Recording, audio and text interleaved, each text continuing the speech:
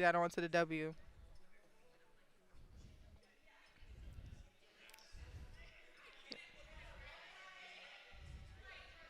Yeah.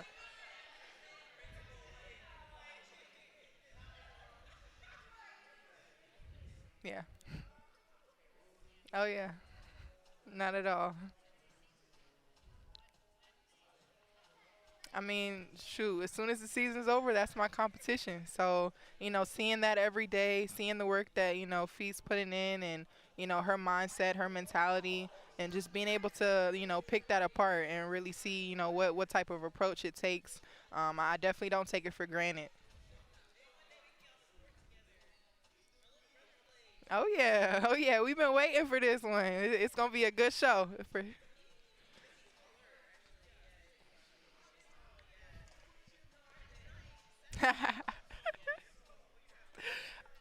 Man, I wish y'all could see our practices because the games is really just a small portion, honestly, of how much we go at it.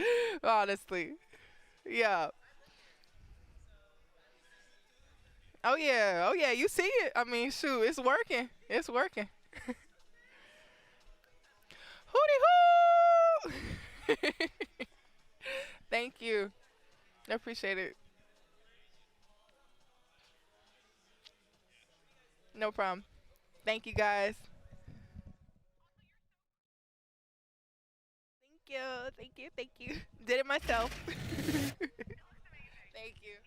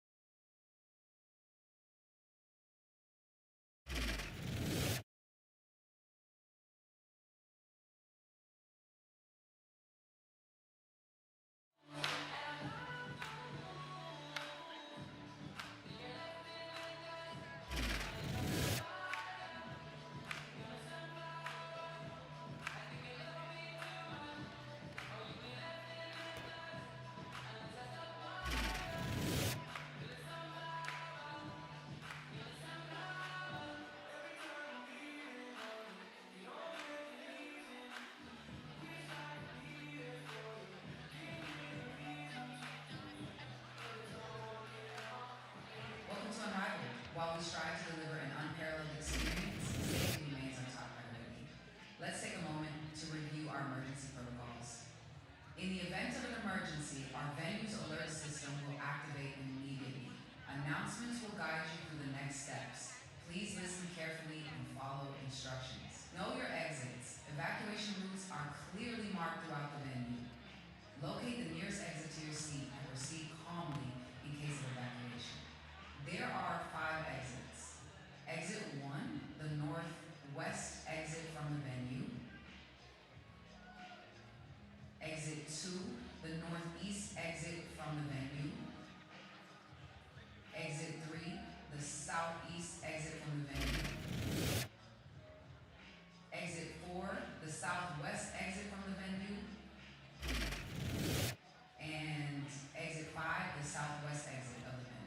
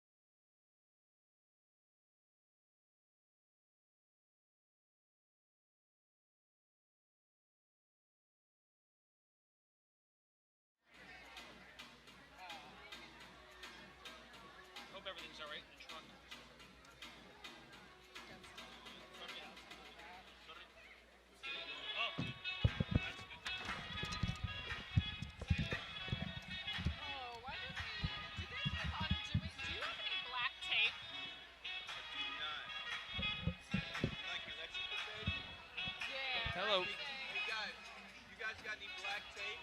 Or any tape? Like electrical tape?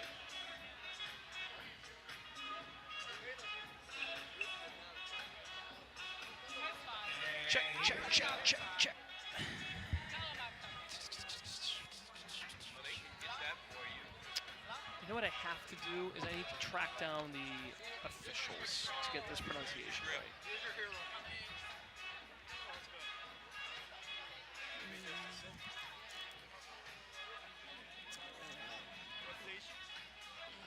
Tape together so it doesn't come up. Thank you. Thank you so much. I appreciate it. Our pleasure. Thank you.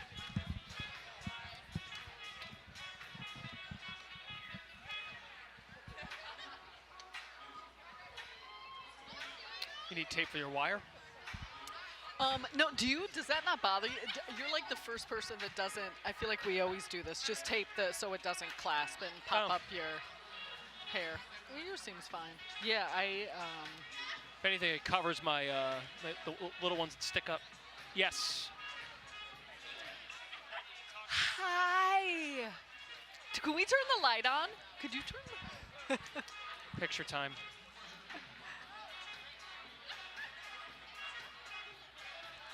It's so good to see you. It's so good to see you. Are you here all weekend?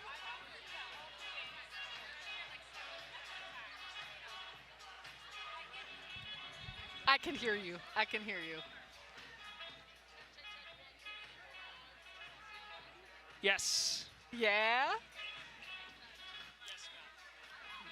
Loud and clear. Hello, hello, hello. The beauty of this league and this arena is you guys can set everything up and then just leave it here for the whole season. There's no changeover for No, other no. sport. Who is that? Liberty photographer? No, well, Barclay Center. So yeah, she's Okay, there she a looks- lot. she You looks would very probably. Her familiar. name's Keys, but Has she been here the worked whole for Bar- time? She's down here a lot. I feel like In a freelance role? I think so, but she's got a lot of time. Like she's down with the heat a lot because she's close with Jaime Jaquez. Okay. And not like, sorry, I'm saying it in a weird way, but I don't know. So with Barclays, she does some nets in Liberty, but I think a lot of it's freelance. So yeah, so I don't know exactly. Gotcha. So she's everywhere, kind of. If she And wanted so to I'm be. not, yeah. But she ends up being down here a lot or doing a lot of like she W All Star. You've definitely seen her around, but I do think most of it is freelance.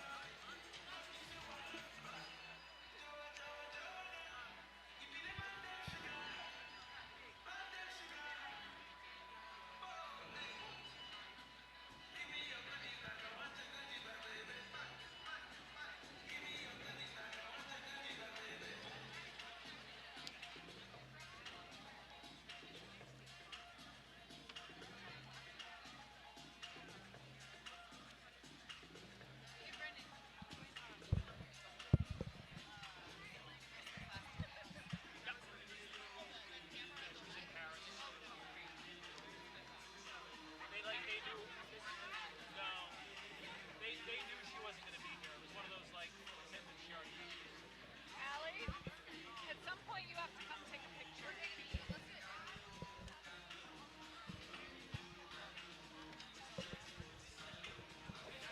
You have a good camera. When you guys take a photo, thank you so much. Sorry, thank you. I always ask. Thank you, thank you. In the middle. Yeah, thank you. Make sure.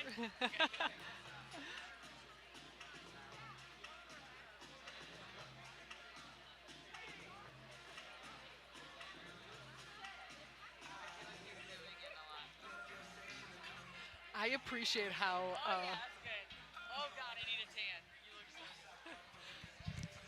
I like. I'm getting some sun down here. I appreciate this about you because when I'm with like iron, I'm always like higher, middle, move, like yes. You know who does that for us? Reggie Miller. He's like up, center.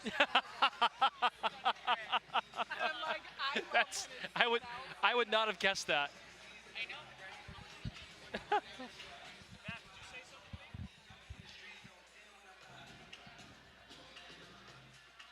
Oh, whoa! Hey! I do, yeah. Guys, did you just see Allie? Or I don't, did you see this about Satu? No. Did you see this about Satu? Phoenix Mercury. Oh, no way. In 3-team trade. Wait, did you guys see this?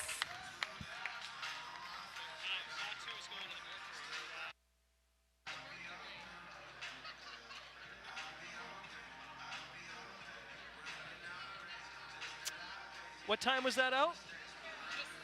Literally just now.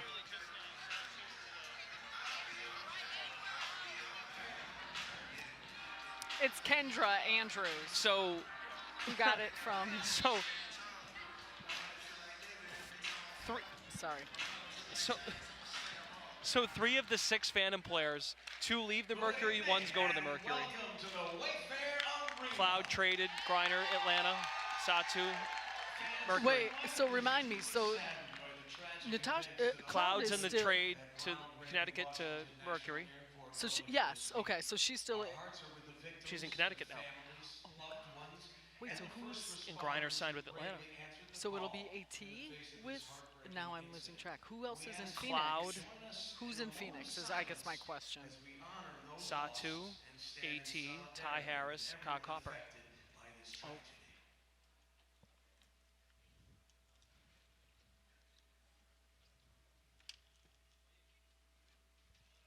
Thank you. And at this time, we ask that you please rise if you're able and remove your hats for our national anthem. Here to sing the Star Spangled Banner, please welcome Alicia Castro.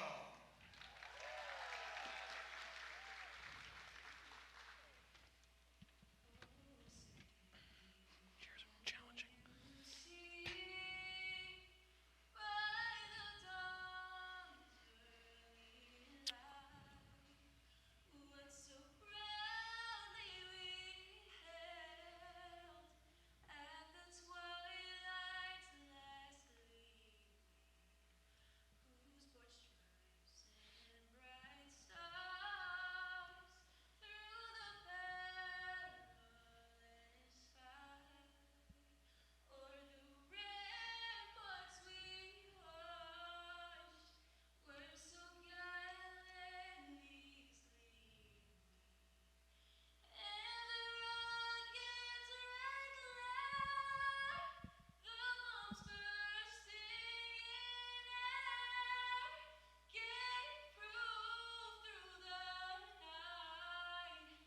How about a round of applause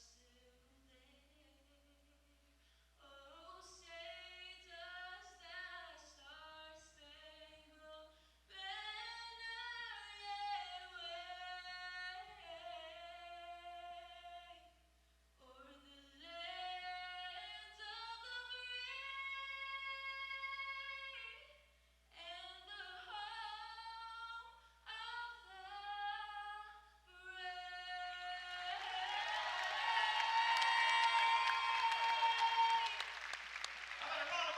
Alicia Castro?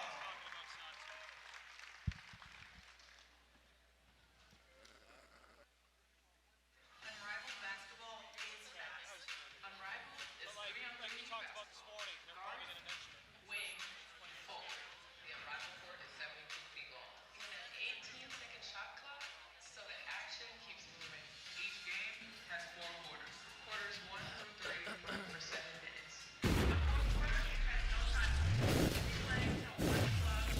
Wow, Satu not playing with Sabrina. Wow, I thought New and her York. sister. Right, and her sister. Like that was the other part of it with her sister. How does like, that impact Phantom tonight? Interesting. Sabrina's like, I ain't giving you the ball. You go come play with me. Just kidding.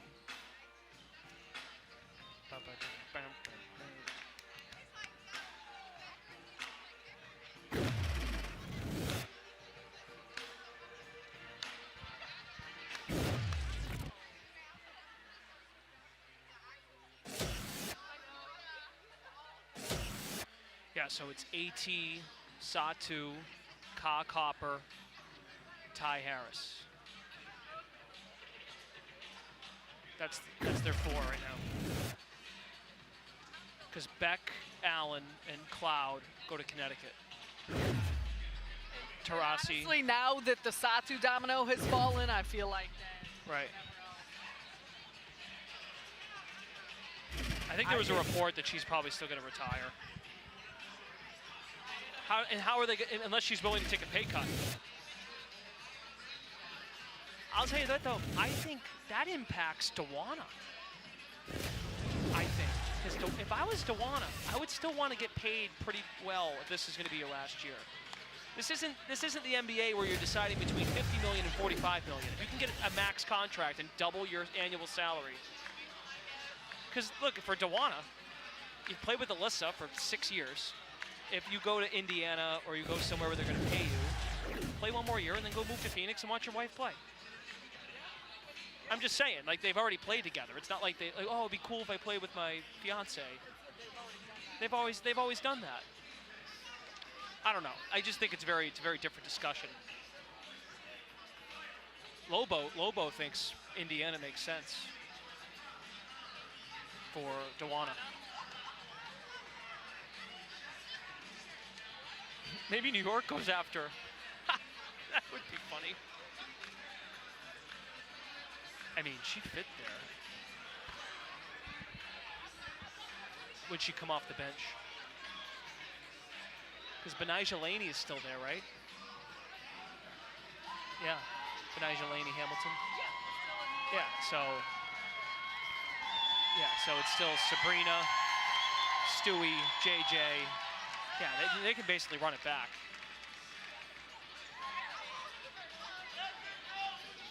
Wow. Satu going to Phoenix. Interesting. Mercury making moves.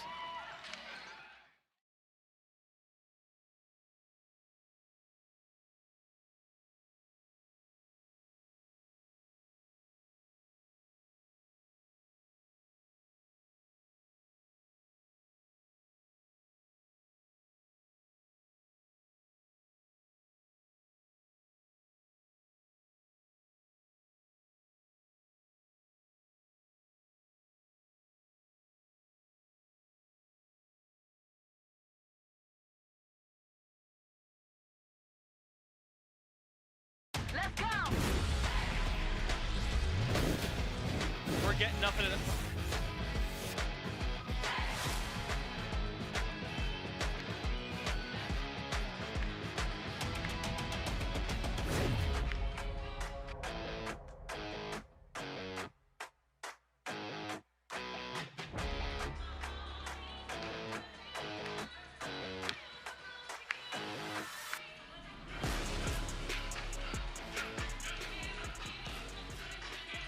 Okay, we'll just go from here. Hi, everybody. Brendan Glasheen with Sarah Kustok. We have Allie LaForce joining us on the sidelines. We're 2 weeks into week 3. Teams start to separate now. 1 and 3 Phantom, 1 and 3 Rose. And for Phantom, having Sabrina Ionescu back is a huge lift. Maybe she will prevent the scaries for the Phantom. Yeah, and both of these teams looking to get back on track. They've got the pieces. Now it's about putting it together, and Sabrina Ionescu is a major factor in that for Phantom. She had an excellent week 1. You know the things that she could do on the floor. She's a scorer, she's a distributor, and she could hit at all different places on the court. And for the Phantom, it's about the reacclimation of continues to make sure that everyone's on the same page, finding the shots that they want to. Okay. And the offense only averages 62 per game. Getting Ionescu back is a huge lift. They could be a scary group. As for Rose at 1 and 3, got their first win last weekend. Chelsea Gray just sets the tone for everything as their captain and as their point guard. And a player like Chelsea Gray is a leader. We talk about the desire to win, and she has the hate to lose. You see that in how she plays and how she's brought along her teammates. And there's so many aspects and nuances to her game that she's been figuring out with her teammates' tendencies that they are learning from her. You see it in the numbers, but you can only imagine as the week's gone on, as they've gotten more time on the practice floor, that will amp up.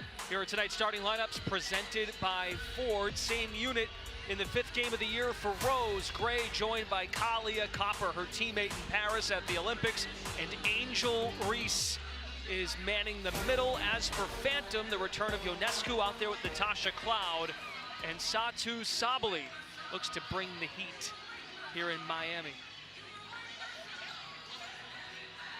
We'll go to the officials, which I need a minute on that to go get their pronunciation because I don't know how to pronounce his last name.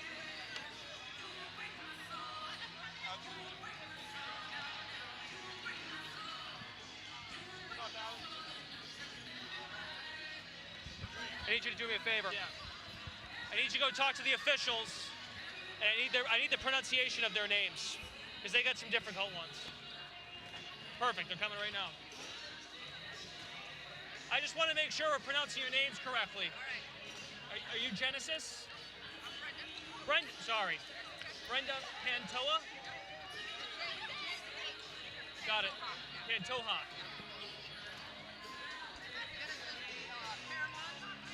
Paramount? Not Perry, Para?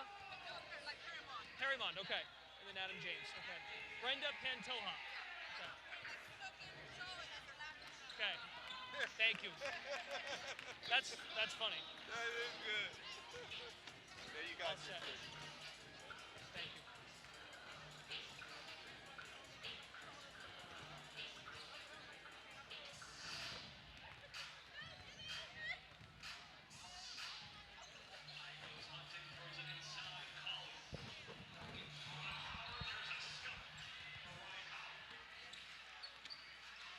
Okay.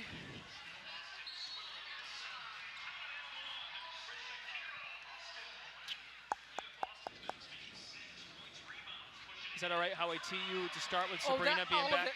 Whatever you say is perfect. Okay. Sorry. And I was thinking that we were going back and forth on this one, and I was like, were we talking about the second game? So no, everything is perfect. Okay. You could say anything to me, Brendan, And you'll play off of I it. will. It will be perfect. I'll change that later. Oh, I meant to. What's this arena called? Wayfair. That's what I should agree.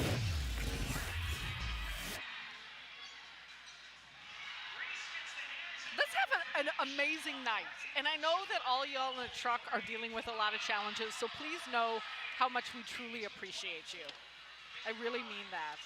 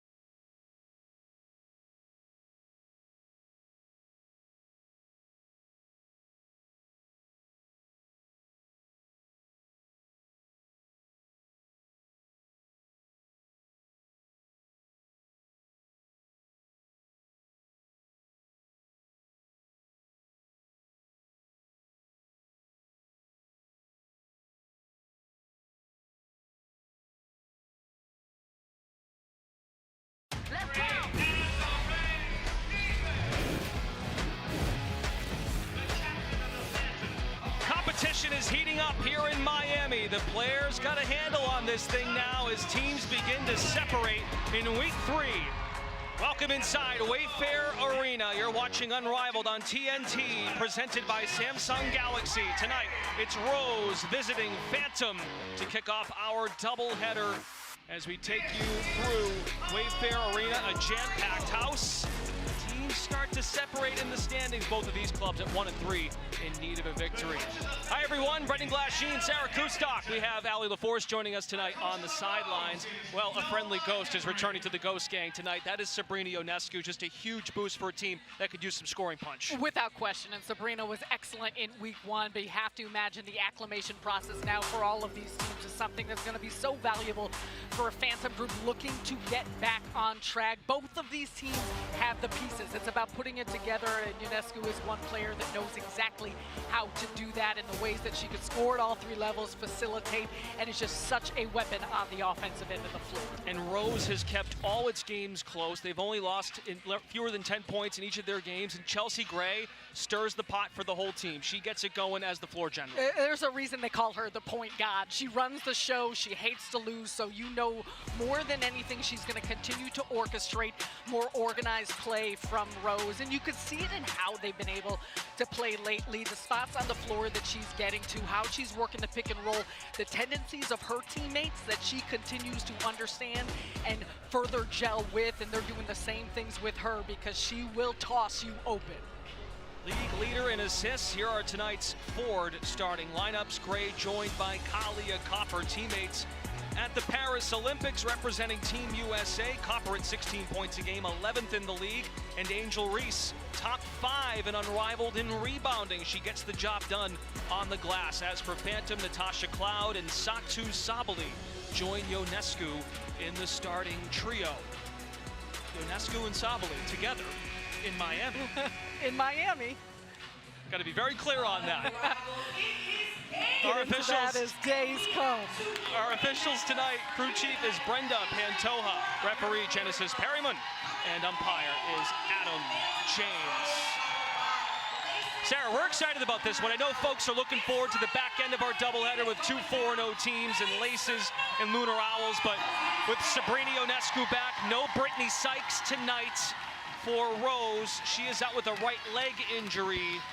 I think these 2 teams are kind of antsy to get back out here tonight. Antsy to get back out here. You can see the star power and also the veteran presence mixed with some youth. But I think for both of these teams, the understanding of what it means and how they want to play, some of the contrasting styles. And I think for these coaches as well, you look at Nola Henry and Adam Harrington, how they can continue to use their strengths. Here we go, opening tip in the hands of Gray, leading the league in assists at just under 6 a night. Screen from Reese. Gray on the drive, fall away Jay. Offensive rebound, Reese puts it up and in. Nasty positioning. It is what she does, and she has done it so well here in Unrivaled, how she continues to just be a menace on the offensive glass. Right off the dollar menu. An offensive rebound for the new McDonald's representative. Laid in by Cloud on the other end to even the score. Make it a double.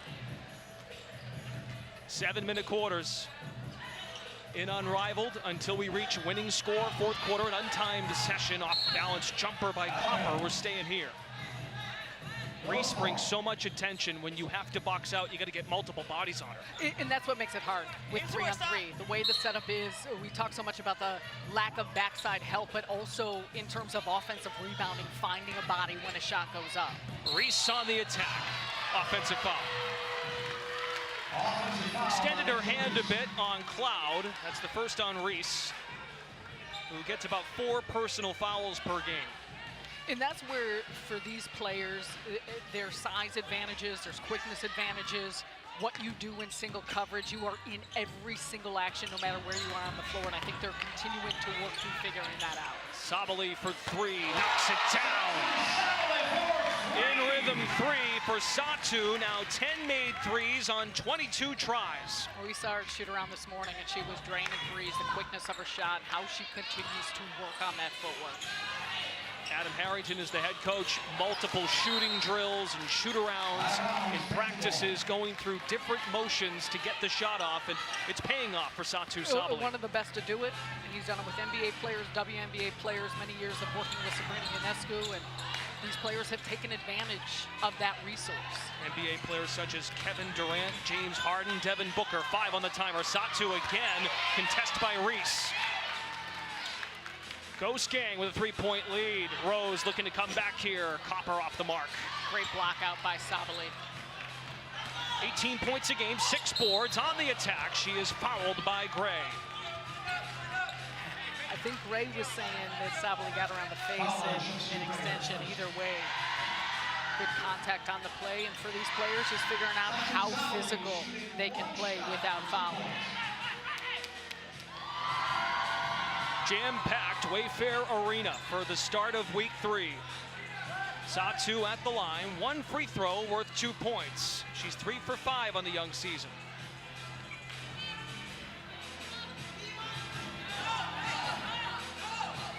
Not sure what the holdup is here. The officials trying to make sure everyone is positioned properly along the lines.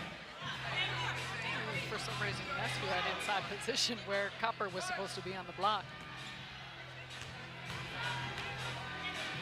The 2-time All-Star, former top 5 vote getter in MVP voting, Satou Sabally, has made it 3 early. 2 minutes gone by in the opening quarter. Cloud in a low defensive stance, keeping up with Gray, chiseling inside with 4. Gray, middle of the floor, fall away. Double touch on the iron. Ionescu wants to push. Lead it, Sabally, Oregon Duck connection.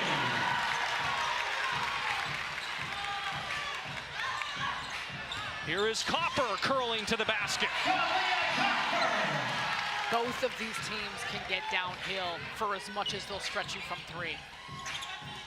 Let's introduce the 3rd member of our team, Allie LaForce. Hey guys, well, Sabally's been so impressive, and it may be a slow start to start this league, but she told us, I've always worked on every aspect of my game, so patience has been key for her. And Coach Adam Harrington told us when they didn't have Sabrina in the roster, the goal was to get her going, and boy did they. She's currently sitting in 5th place for total points through Unrivaled play so far with 71. Think about last weekend, and she did really take off, Allie. It was fun to watch, and a lot of it too was the efficiency. I think for all of these players, not only figuring out where they were going to get their shots from, but what it looked like to find quality shots and how that affected you on both ends of the floor.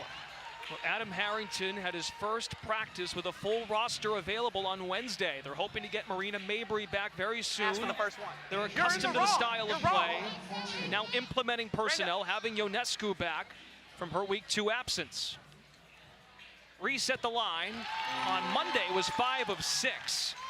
Which is up from her 74% clip last summer in her rookie season in Chicago. 7-6. Cloud circles back, looks to enter. Brittany Griner has just checked in. Spinning, fires, got it.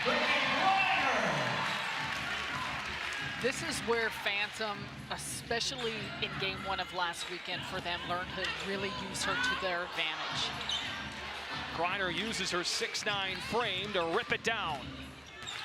Ionescu, shifty with the dribble. Oohs and ahs from the crowd. She lobs it upstairs. Griner couldn't save it. A little too far over the top with the no-look pass. However, with that concept of no backside help, no one coming from the weak side, anytime you could dump it over the top to Griner, you're going to take advantage. And a part of utilizing her too is getting stops, is seeing it go through to slow down the tempo of the game just a little bit and make sure that it doesn't turn into a track meet. Breather for Reese. Lexi Hull on the floor. Azare Stevens also in for Rose Basketball Club. Stevens fakes the 3, got the step, and blows by Griner.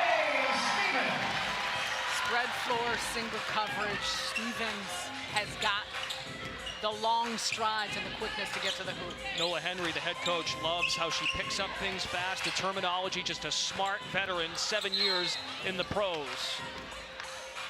Well, in the concept of Stevens too, because she can stretch you out, she forces those closeout, and then it creates those driving lanes. They're loving it here in Miami, the start of week 3. Just underway, 3:15 to go in the opening quarter. It's 9-8 Phantom. It's a commercial-free opening quarter. here on TNT. Stevens, jab, fire. Pinball's out, rebound, Ionescu.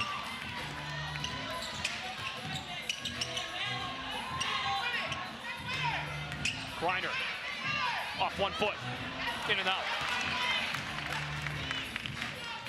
Gray orchestrating offense, plays around the screen, snaking inside, bounce, entry, Stevens does the rest. What a pass by Gray. Showtime. Griner on the other end. What a difference Ionescu makes to propel the offense the other way after a make. Get it in stride. Gray for 3, old board Stevens. Wants to go right at Sabrina. Banks it in. The steady vet, Azare Stevens. And that's where you exploit your strengths and you take advantage of mismatches. Stevens doing a good job of that. As the last 6 Rose points and a lead for Rose, 12-11. Griner gives it right back to Phantom. That is the pace of 3-on-3 full court, 72 feet. Shots going in. Gray carving for space. Gray faking, cut it up over Katie Lou. This is fun. Bodies hit the floor. And it's Rose basketball. Still out of bounds on the sideline. Ton of spread, lot of isolation, taking advantage, and you see it. You mentioned there is juice, there's competitiveness between these two teams, both of them looking to get back in the win column and create a consistency. Rose last time out lost to Laces, shot a season low 32%, 6 of 13 so far tonight. Gray in the perfect spot, but Griner with the deflection. And that's a situation where you got 2 on the inside. Lexi Hall was out at the 3-point line.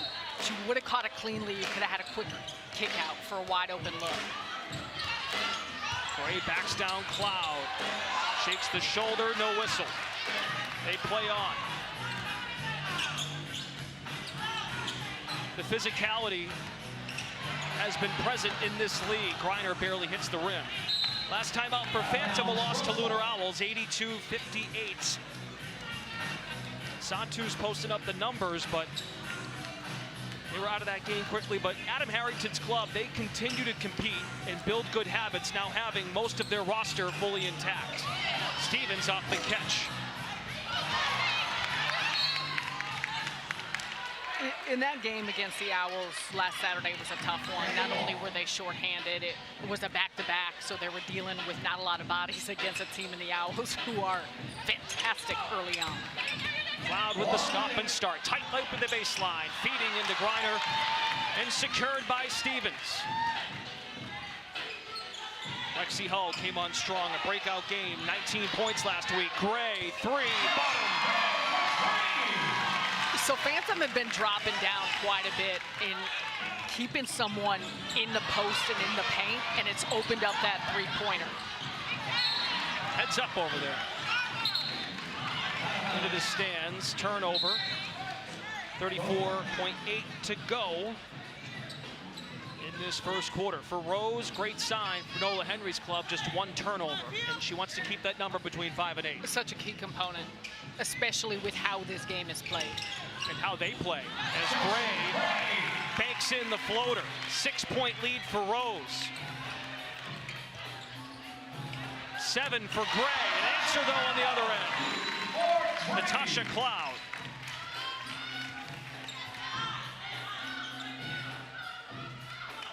"18-second shot clock in Unrivaled.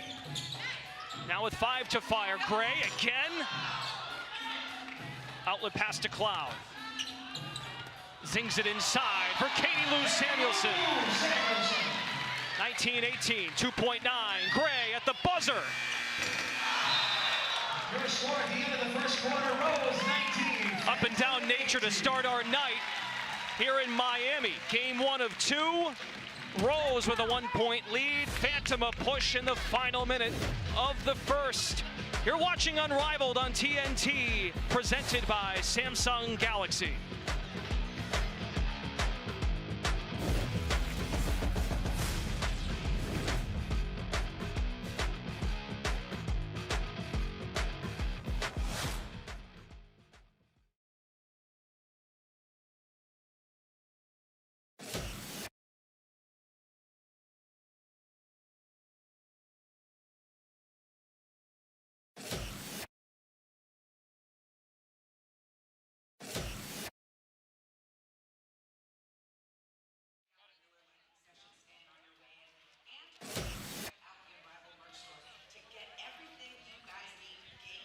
KC. How many lead changes do we have there? Okay, only a couple.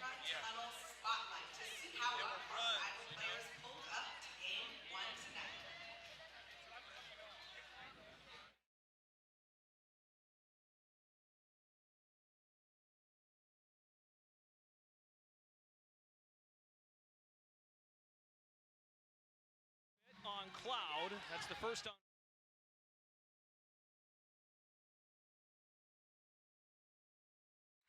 Square! Square!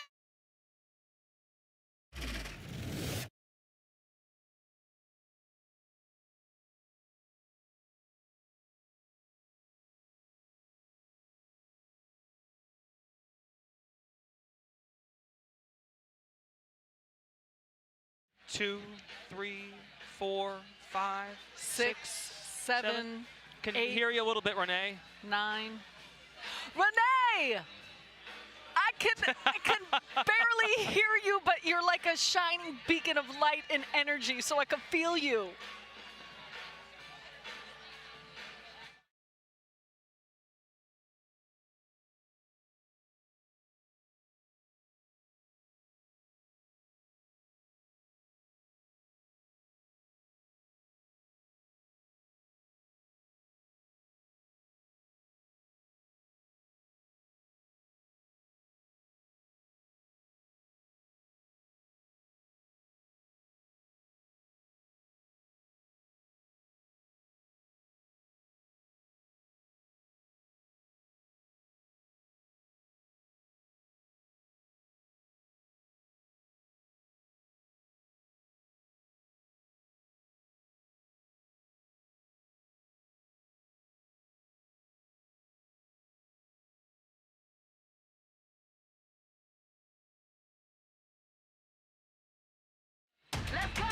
Unrivaled on TNT is brought to you by Great Taste, 96 calories. Miller Lite, tastes like Miller time.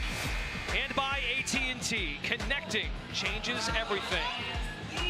Welcome back to Miami. Start of the second quarter. Phantom and Rose in a one-point game. Let's welcome in Unrivaled studio analyst, two-time league champion, national champion at UCONN, Renee Montgomery, joining us from the studios in Atlanta. Hi, Renee. Renee, I was just going to introduce you as Sunshine. We could feel your light and presence here in Miami.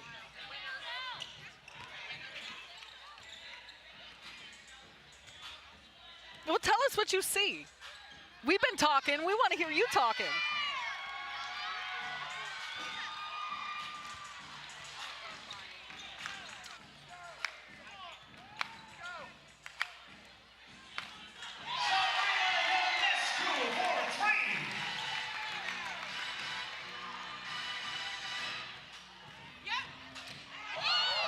Nice pass to Reese down the runway. Great founder in stride. Renee, tell the audience, based on these two teams, what you've seen so far. I know Sabrina was out last week and no Sykes tonight for Rose, but which of these two teams to you has a higher ceiling, or which one is standing out to you so far, one quarter in?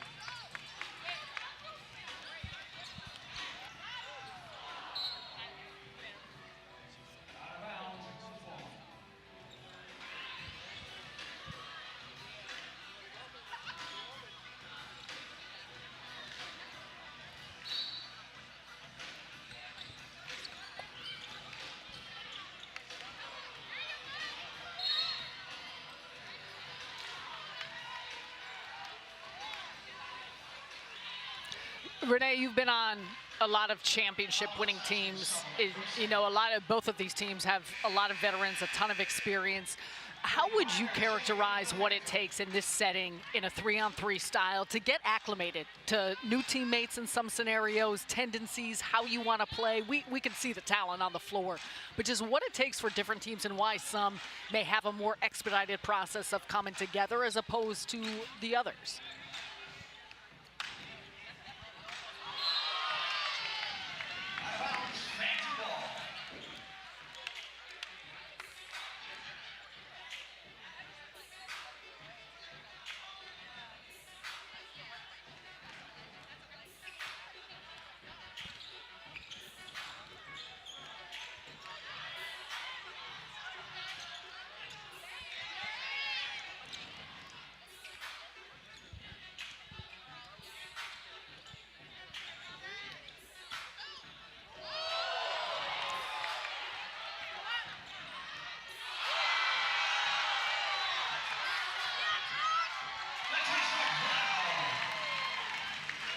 We've got Renee Montgomery joining us, two-time league champion, national champion at UConn.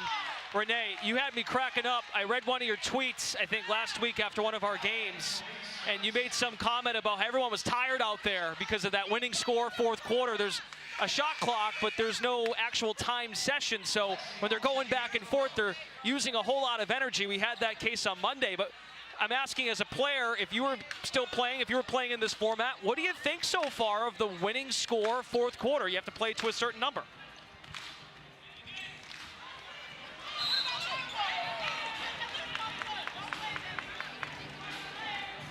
Offensive foul on Brittany Griner.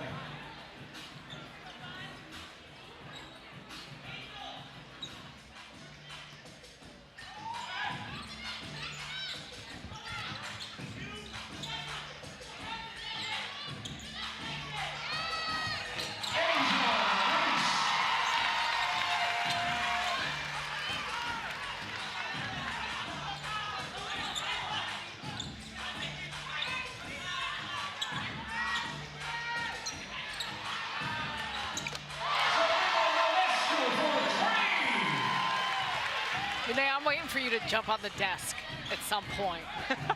One of these half-times, pre-games, post-games, I'm expecting it. Give us a meme. I do, girl.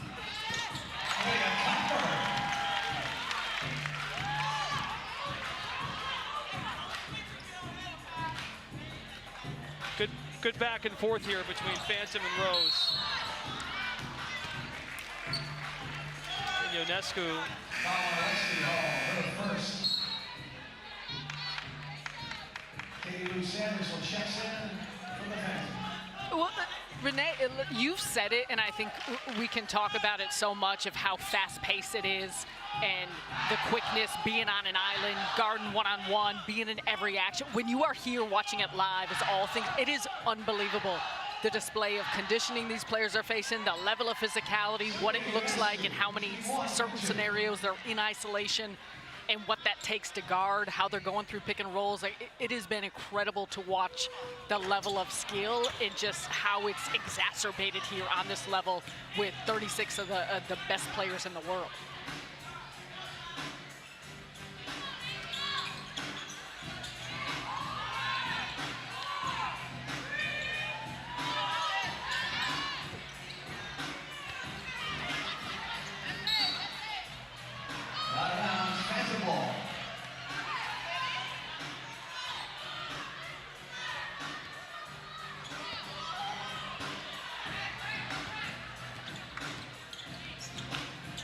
We don't want you to go, Nay. Get on a flight. Renee, thanks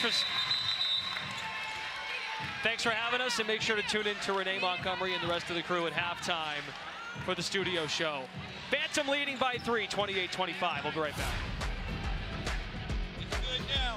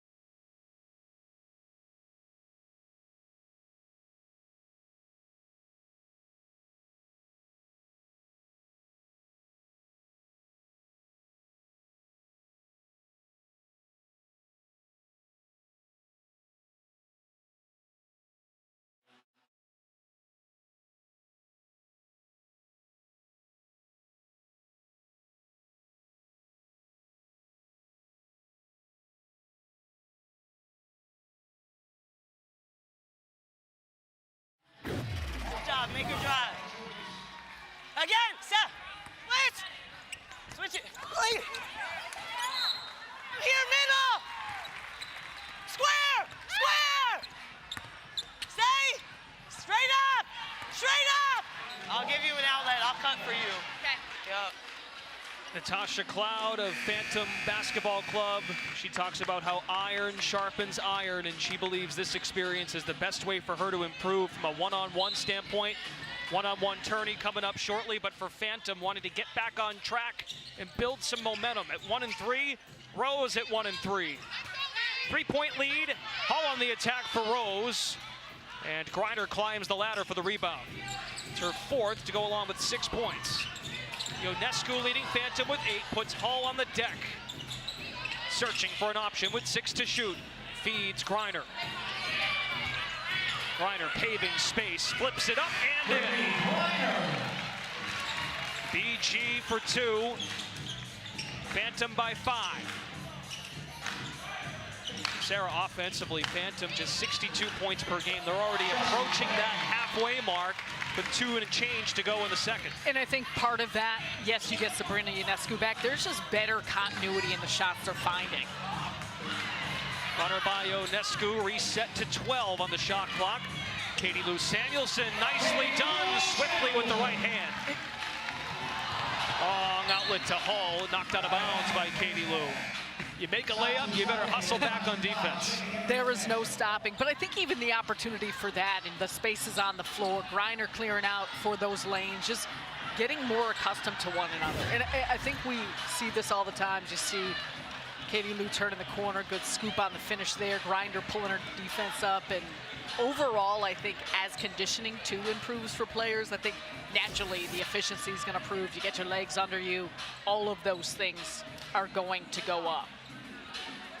Well, if you didn't know, Brittany Griner is 6'9", and it looks as if she just collided with the drone. So she gracefully handed it over to the personnel working along the sideline. Gives Adam Harrington a chance to make some tweaks to the lineup. Cloud, Ionescu, and Sabali, Stevens, Gray, and Hull on the other end as Stevens lays it in. Let's go over to Allie. To your point, Sabrina gave us a great line earlier today. She said, in 5-on-5, you can substitute play calls for chemistry, but here you have to really know the tendencies and what the players like. You can't just call a play and allow it to solve everything. And so as I was watching the last 10 or 15 possessions, there was some miscommunications with her and Brittany. There were some great connections that they made, and Brittany looked at her running down the court and said, "You're hearing me, right?" And Sabrina said, "Yes." So it's a constant development of communication, whether it's verbal or nonverbal. Allie, thanks. And Sarah, I was really impressed by Sabrina's analysis of using ball screens. You come up and pull up just like she did. That mid-range jumper, something she's pinpointed to work on specifically here in Miami. Gray, eyes on the back of her head. Nice pass. And Stevens is doing a great job making herself available for it. Ionescu for 3, rattles it in. That's her 3rd 3 here in the first half. 13 points on 5 of 6 shooting. Another no look. Stevens, rim runner. Nasty slip. It's those things, though. 2 stay on Gray, and that's just a quick look. Sabali gets a turn. This is what Phantom had in mind when this team was constructed in November. 40 points in the first half. Still 50 seconds to play. Ball screen, Gray fires, count it! Point guard making it rain. Excellent variation, too. They've been getting downhill, they're getting in the post, and then you open it up. Sabali got the step, and a late foul is called. That's a tough one on Stevens. Foul on Ezra Stevens, her first. How's that going to go between those two fans? Lunar Owls t-shirt and a Laces t-shirt for our second game of our doubleheader. I cannot wait to find out. Both teams 4-0. Phantom Rose at 1-3. Mist and Vinyl off tonight. Adam Harrington again, he got this group Wednesday for a full practice with everybody here for the first time all season. And so that's why you look at the record, and oftentimes it does not do justice for either what a team's been through or what it's going to look like as the season continues to progress. And we talked to Nola Henry last week about that, and she said you got to have patience in the process and how it sometimes takes more time for one team than another. Rose has been disciplined, to use Nola's word from our discussions today. Just 2 turnovers in the first half. Katie Lou Samuelson commits the foul. It's her first, team's third. To exceed 4 fouls, you put the other team at the free throw line. Hull passed up the 3. Screen Stevens. Elbow J for Gray. And a foul underneath. Over on this side. That does put Phantom over the limit. That was the previous foul was the 4th. Now this is number 5. Timeout. I said it 5 times. So Stevens will be at the line until we watch this timeout unfold. Adam Harrington uses a timeout. 42-36, 18.4. Our head coaches are mic'd up, so we'll listen in. We should review it too. No. Yes, sorry. Yeah.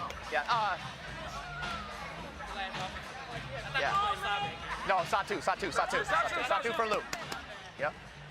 Fans, take a look at the screens for a behind-the-scenes look of a Rose practice session where Angel Reese gets some pointers from on the legend. Here we go, y'all. Let's do this.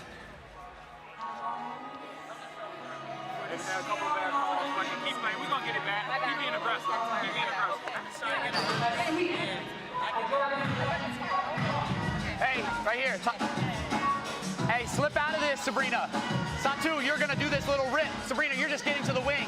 You might have her. You're gonna be open on the slip. Tasha, come with force though. So you're gonna have this over top to Sabrina. Sabrina, you can kind of ghost it. Get out. Satu, you're gonna clean this up, but Satu, you slip. Okay? Hey, let's go. Okay? Let's get this rebound first. We got time. Yeah, we got time. Hey. Should I go? Should I go? What is Scott doing? I was gonna say, should I do? Stevens at the free throw line for Rose. An impressive first half for Azare Stevens. 15 points, 7 of 10 shooting. Phantom has already exceeded its season high in first half points with 42, previous high 36.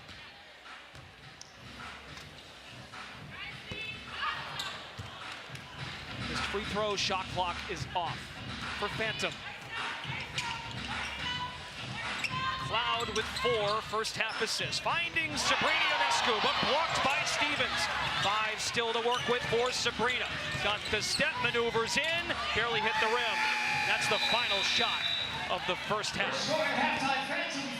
42-36, without doubt, the best offensive half for Phantom in the young Unrivaled season. Week 3 is off and running.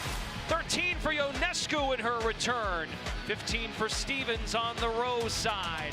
6-point lead for Phantom at recess. Unrivaled halftime presented by Ford coming up.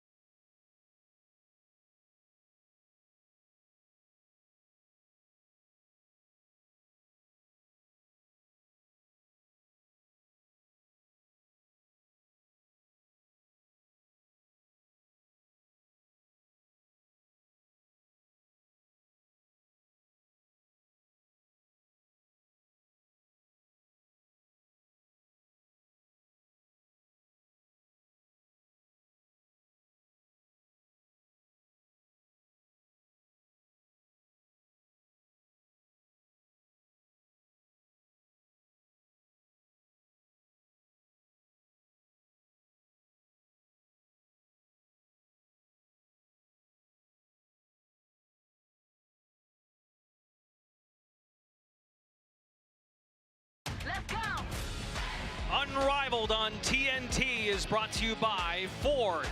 Built Ford proud.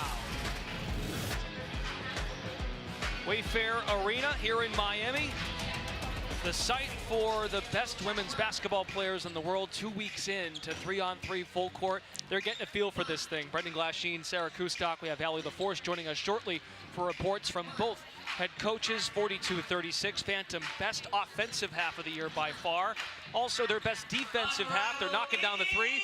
Ionescu makes such a difference in their pace of play, Sarah. She understands who needs the ball when, the pulse of play, and also when she should be a facilitator, and also when she's going to look to score. And you said the defense has been better, and it always goes hand in hand. I think because they're getting stops, they're able to flow into their offense, and they have been highly efficient from inside the paint, but also from three. Chelsea Gray with 12 points, 5 assists in the first half. As we take a look at our Miller Lite game summary.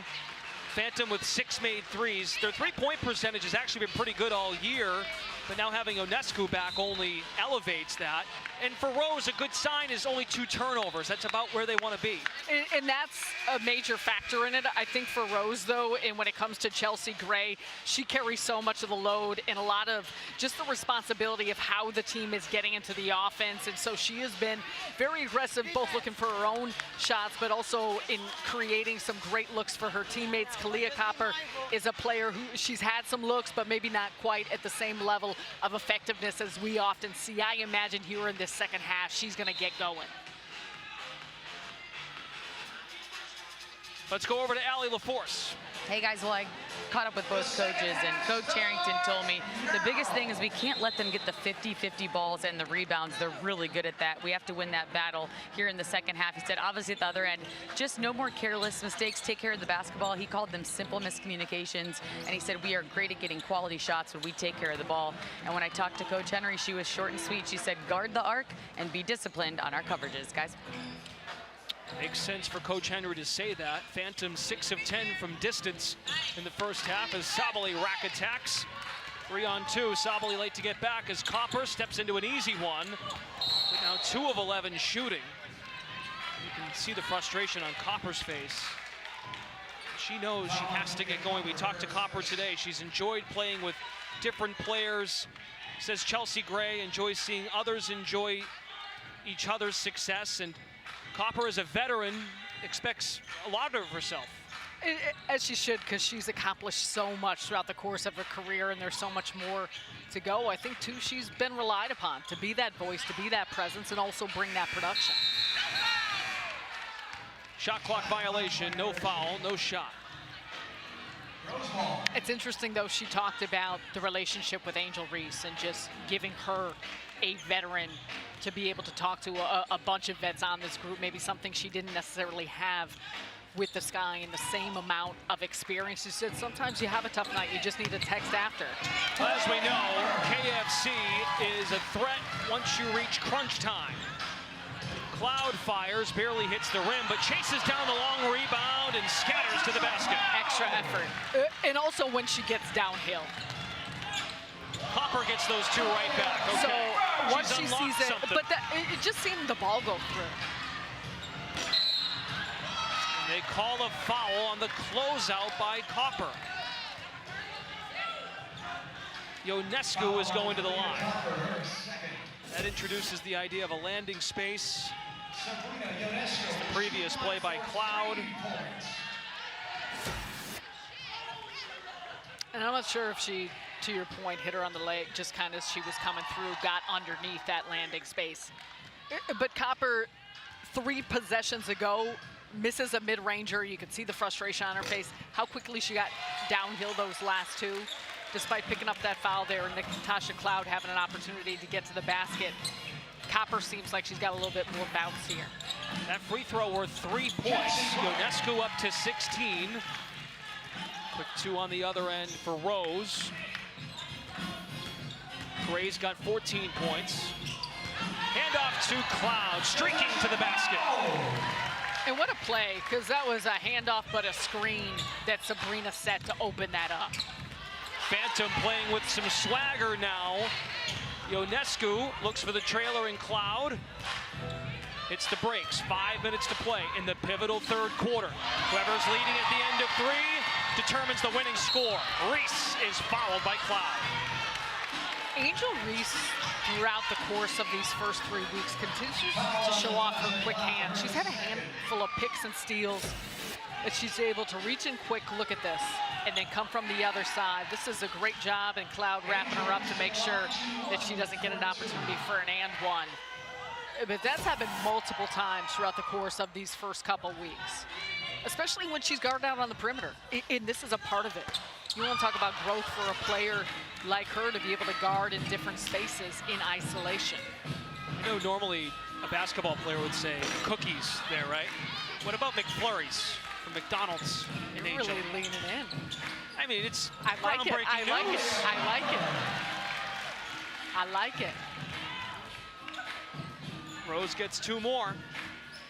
49-44. Reese and Satu both wearing those green sneakers. Now the denial by Reese. Copper. Foul, UNESCO.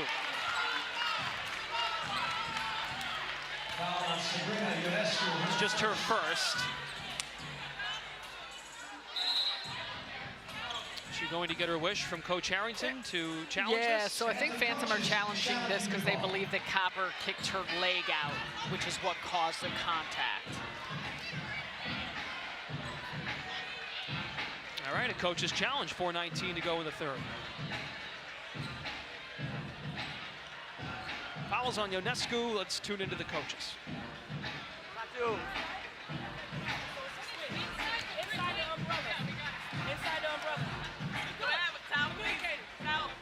Foul on that one. She got fouled by both players. Kyle, good job getting downhill here, right? Way to get downhill. It's that, though. It's down there, right? Again, it's fine. Yep, it's just our communication and our slippage and our coverages on guard-to-guard actions. Take a deep breath. When we go back out there, right, let's just clean it up. That's all it is. It's discipline and us being on the same page. Right now, we're not on the same page. Let's get on the same page. We got it. That 12 was good. Yep. Sabrina can't fucking guard. They're switching. They're switching it, so was Cloud. That's, Watch out for Cloud like popping out. But- It might be like if after I hit it off, you might be able to do the thing where you go in the middle. because now I'm about to have Angel come. Last time we had her opposite, right, so there was nobody there. Angel now, yep, come set it. See if it's there. If it's not there, leave it, yep, roll. If you can split down the middle, split down the middle. But again, y'all, some of it too is our discipline. Let's go back out here and be disciplined. Box out, right? Don't give them easy ones. Box out and then make our free throws. You have the next one. You're going to get fouled again. Go get Sabrina. Okay, get low. Tasha, bring it over. Sabrina, get out. You're gonna enter it. You guys can keep them occupied. Stay high so I can split. Look at this too. You want this block or this block? You want the other block? Okay. That's fine. You know what? Hey, Sabrina, let's go to the other block. No. Keep her. All right, you sure? All right. Throw it over the top to the left. Okay. Yeah. All right. All right. Ghost Gang on 3. 1, 2, 3. Ghost Gang. Come on. Hey, this quarter finish. Here we go, baby.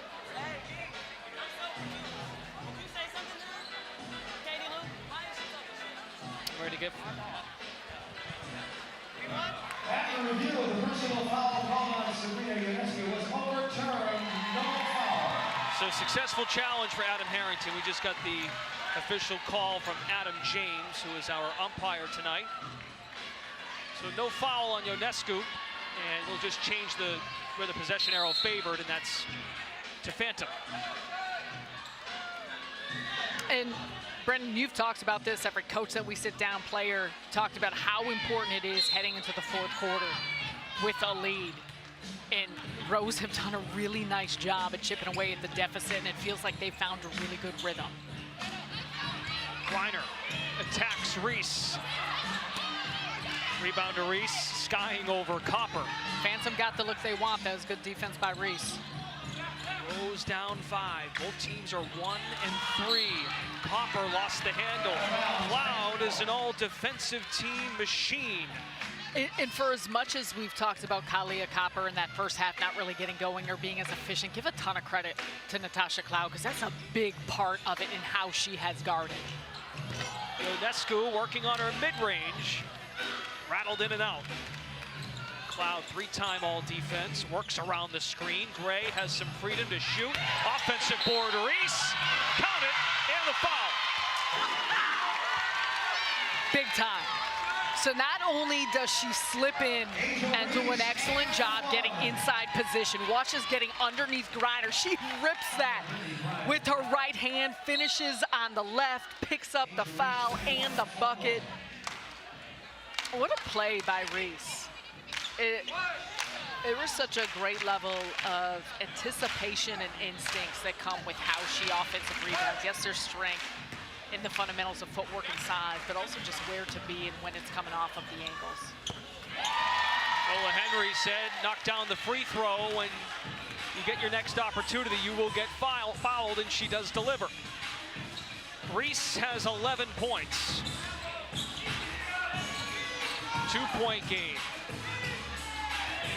Ionescu, welcome back. 16 points, make it 18. We get a timeout on the floor. Uses the screen, gets Gray on her hip. What a play to get to the mid-range. She talked about that's a part of what she's working on this offseason. It looks good right there.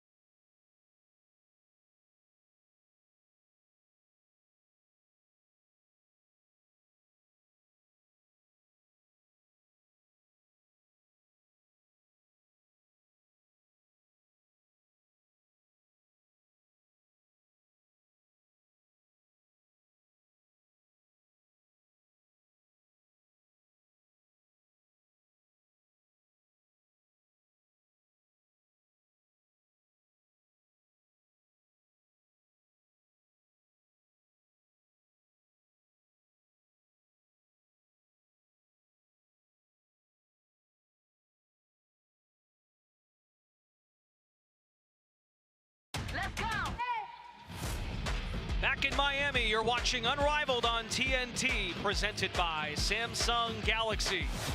Game one of our doubleheader. It's been a good one. Phantom 51, Rose 47.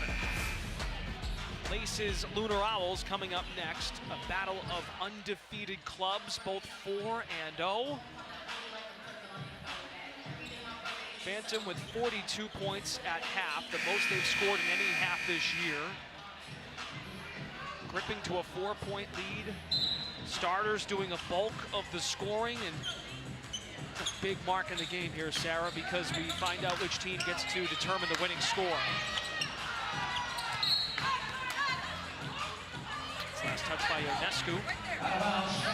Rather Rose, so it's Phantom basketball. And there's been some swings in momentum so far in this game. So with 3 minutes remaining and a 4-point lead for Phantom, go a variety of ways in how they have an opportunity to open it up, or if the Rose could cut into the deficit. Allie LaForce standing by with a special guest. Very special. Coco Gauff is here, a champion on the tennis court, but also a visionary off the court, one of the big investors in this league. What are your early impressions of this game? It's so awesome. I've been keeping up online, but just to see it all in real life, it's just amazing. The facility is great. Leah Edwards gave me a tour of the facility, and seeing it live, you don't realize how intense it is. So definitely get down here if you can.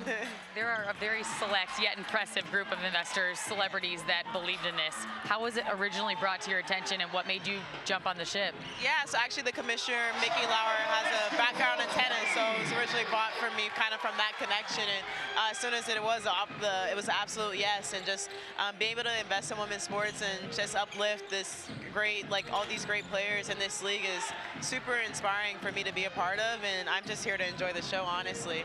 Are you seeing it in person, just impressed, shocked? I mean, how is it different or what you thought when it comes to the athleticism and just the pure talent and the speed and the strength of these ladies? Yeah, I mean, just the speed of the game is just so fast and how physical it is.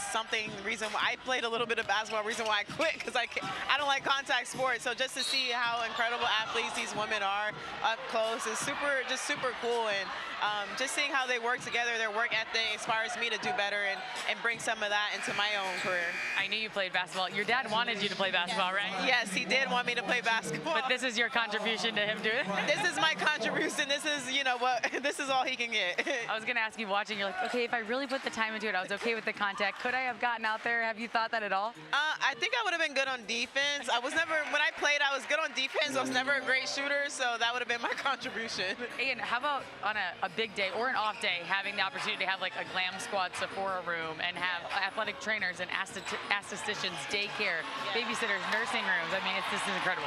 It's really great, and you could tell that this league was built by women for women, and just seeing, like when I saw they have the nursery, the glam room, the sauna, ice and contrast, that's like everything that they really need. And, you know, because they're here for 12 weeks, which is a long way to be away from home. And I mean, I asked them how they were doing with it, and they were like, no, we just feel like this is all one big family and that we're really enjoying our experience. So it's just great for me knowing that, and I invest in something that really caters to the players as well. Well, thanks from all of us for helping make that happen. You're a huge part of it, Coco. Thanks for your time. Thank you.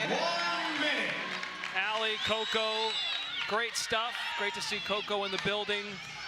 One of the investors of Unrivaled. She was taking a tour of the arena earlier today and soaking it all in. I think whatever she put her mind and efforts towards, she would be highly, highly successful at. Probably made the right decision. But nonetheless, knowing her, I think she'd figure it all out. Two massive buckets on the last few trips here. Hall hit a 3 to cut it to 4, but then Katie Lou Samuelson counters back with a wing 3, so it's a 7-point game. Winning score gets established at the end of 3. Ionescu looks to add to that number for Phantom. At the line, one worth 2. And it's been interesting how they've played, because Hull gets a 3 off of a pull-up look, and a lot of their shots have been more in isolation, whereby Sabrina is creating a lot for her teammates. And that's what opened the floor up for Samuelson, as her and Griner continue to work the pick and roll in the middle of the floor. Sabrina Ionescu 1 for 3 now at the line, a career 85% free throw shooter in the WNBA. Copper catch and shoot. Rebound, Sabrina. Tightrope the baseline there, 10-second differential, game clock and shot clock. Big possession. And a steal by Stevens. Azaree Stevens lays it home. 16 for Stevens on 7 of 13 shooting. Whittles the deficit slightly for Rose to stay in striking distance. Right now, winning score would be 70. Can Ionescu make it more? Off one leg for 3! Sabrina! Magic for the Ghost game! So instead of 70, winning score is now 73. She made that just inside the line. Fourth quarter's coming up. It's Unrivaled on TNT.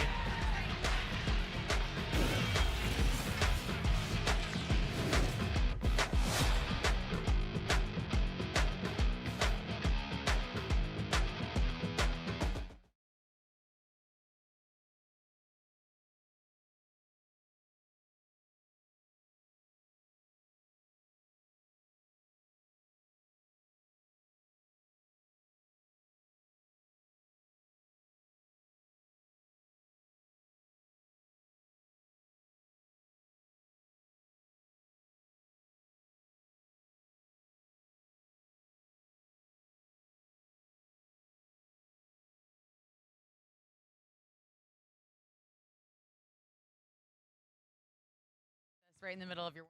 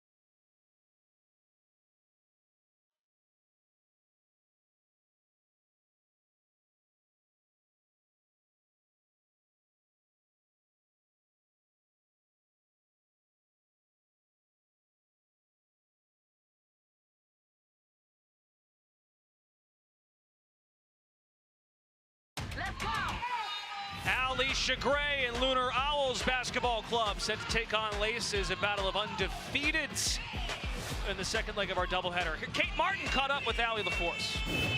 Well, Kate, thanks so much for spending time with us right in the middle of your warm-up for Game 2 tonight, getting ready to face this Owls team who are incredible. I mean, this matchup is literally the cream of the crop for this league. What has made them unbeaten, and why can you hand them the first loss tonight? I mean, they're just a very well-rounded team. Obviously, Fee has been playing phenomenal this year, and then they have really good pieces surrounding her as well. And so they've just meshed really well together so far this season, and they're coached well as well. So, yeah, it's going to be a tough matchup, but we're both undefeated, and so I'm really excited, looking forward to it, and it's definitely going to be a fun game. At this point, you're averaging 10 points, just under 6 rebounds per game, a steal and a half. So what about the 3-on-3 style have you gotten used to, and what part of it are you enjoying? Yeah, I'm enjoying all of it, honestly. It's just, it's a very fun style of basketball. It's fast-paced. I know we talk about that. It sounds like a broken record, but it is really fun. It brings out that, like, childlike play, and so it's just, I've been enjoying it and playing free, and I think I've been playing with a lot of confidence. So that's definitely a lot of the reason why I've been playing well. Well, so much of this league is development, and yours is showing, but when you came into the season to expand on last season in the W, what were some of the focal points, and why has this really allowed you to maximize that growth in your game?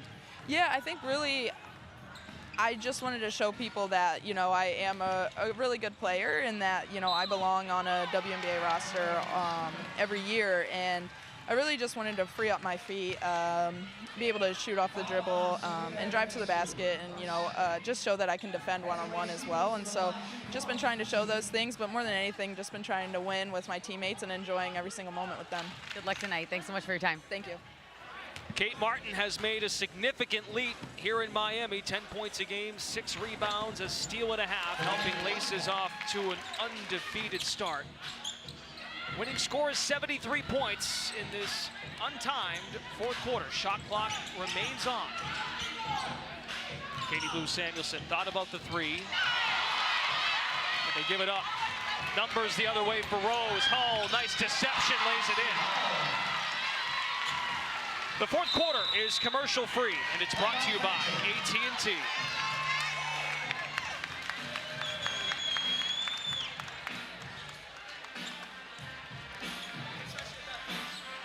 Phantom uses a timeout, with Rose cutting it to a 3-point game.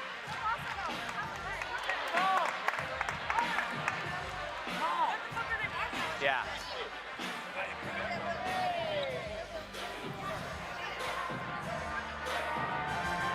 Hey, if Angel catches you down here, don't let her turn this way further. Overplay it where she has to come in this way, and I'm just gonna go challenge it. Okay.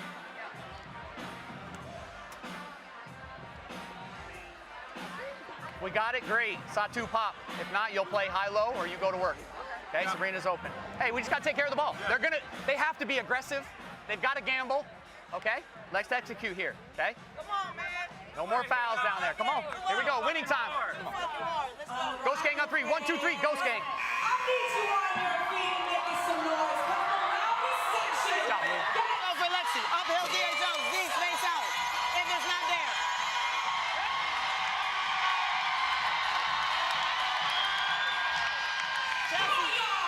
Phantom needs just 9 points to win the game. Rose needs 12.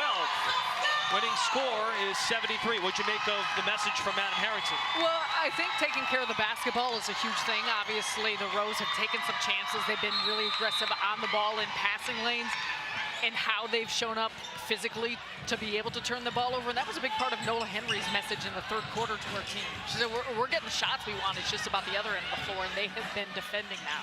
Dump it into Griner, up and in. However, coming out of the timeout, excellent play call, good set run, and what do? You feed Brittany Griner, and if she's that deep in the post, it is tough to stop. 2 bigs on the floor for Rose. Entry to Reese, kickball, Sabali. Well, Nola Henry understands Copper and Gray would be needed to make a push for a comeback, but 12 points necessary, giving the bench an opportunity. No Sykes tonight. Hull fires after the sidestep. Sabali had a very solid first quarter, a quiet remaining 3. Griner, kick it, Ionescu. Sixth made three for Sabrina. 29 points. Reese, no. And a foul is called from the opposite sideline. Sabrina Ionescu with 29 points. The 6 threes, a new season high. 8 rebounds, 7 assists. Yeah, she matters being back. It's amazing how it's like she does not skip a beat. She's been so locked in. The efficiency of her shooting has been through the roof, but also how she's balanced it in creation. And also, Griner's the one who, when they've been feeding her inside, that pulls in the defense. That's what opened up that last look for Sabrina from the perimeter. Missed free throw for Rose. Now 4 for 8 as a team. Those are crucial. As Ionescu hits her 7th three, and now Phantom is 1 point away from winning the game.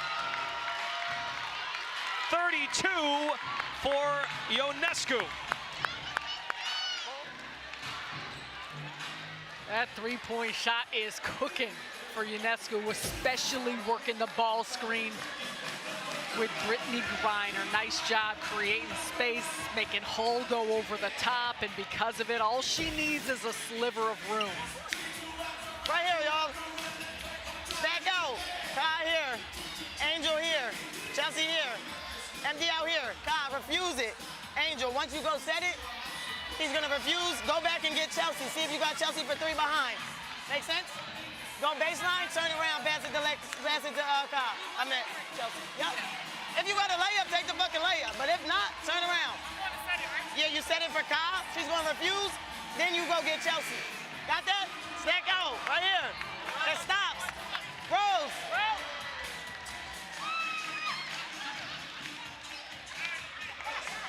Rose made a push, a 7-2 run, but then countered by Phantom, an 8-0 spurt. 1 point away from winning the 2nd game of its season.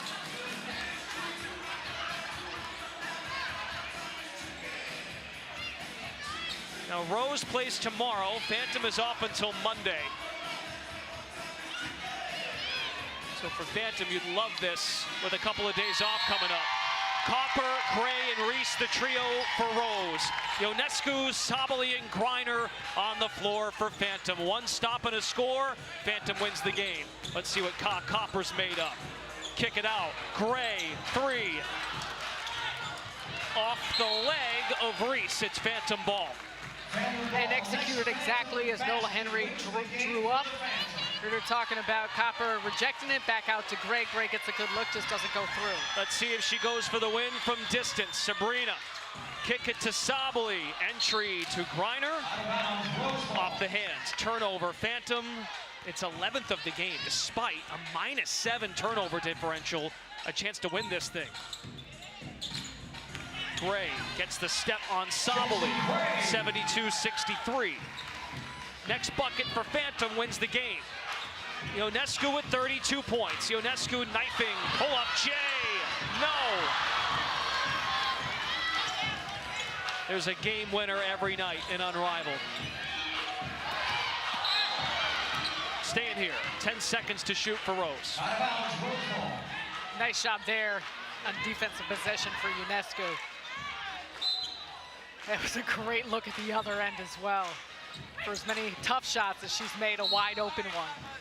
Well, Sabrina Ionescu told us this morning, trying to master my mid-range shot, footwork in the paint, getting used to coming off a screen and having that space. A big part of that, though, is just the breakdown, because the Rose are struggling with staying with Griner and staying with Ionescu. Gray with 4, fade away. Can Phantom win it on this trip? The Ghost Gang feels more full with Sabrina in the lineup. Sabali, 3, that's the ball game! Ghost Gang victorious, 75-63.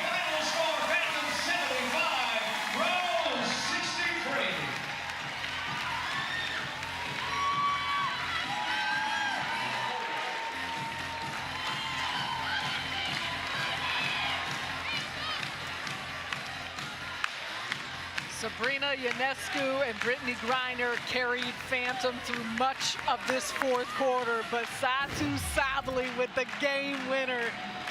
Clutch bucket, that is a tough shot as Chelsea Gray is running out on her.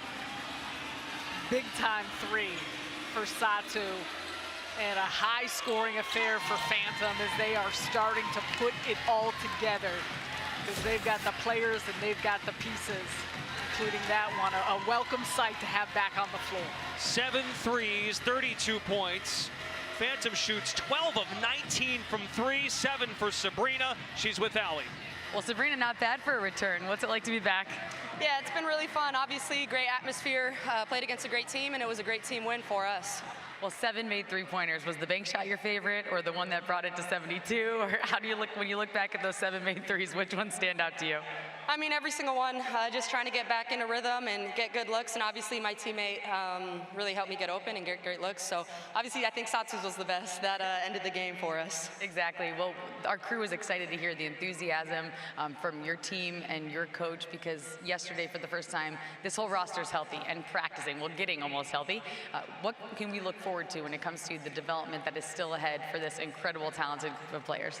Yeah, I mean, a healthy Phantom is a scary Phantom, so no pun intended, but we're obviously really excited to get our roster back, and obviously thank you for everyone for supporting us, and we got more wins to get. Thanks, Sabrina. Congrats. Thank you, thank you.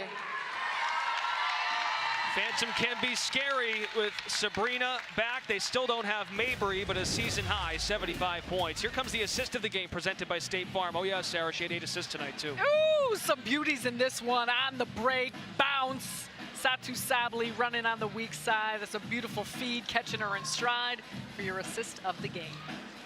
75-63, Phantom improves to 2 and 3. Rose drops to 1 and 4. For Allie LaForce, Sarah Kustok, Brendan Glasheen. After the break, we're going to head to Atlanta to the studios with Lauren, Renee, and Roz for Unrivaled in between games on TNT.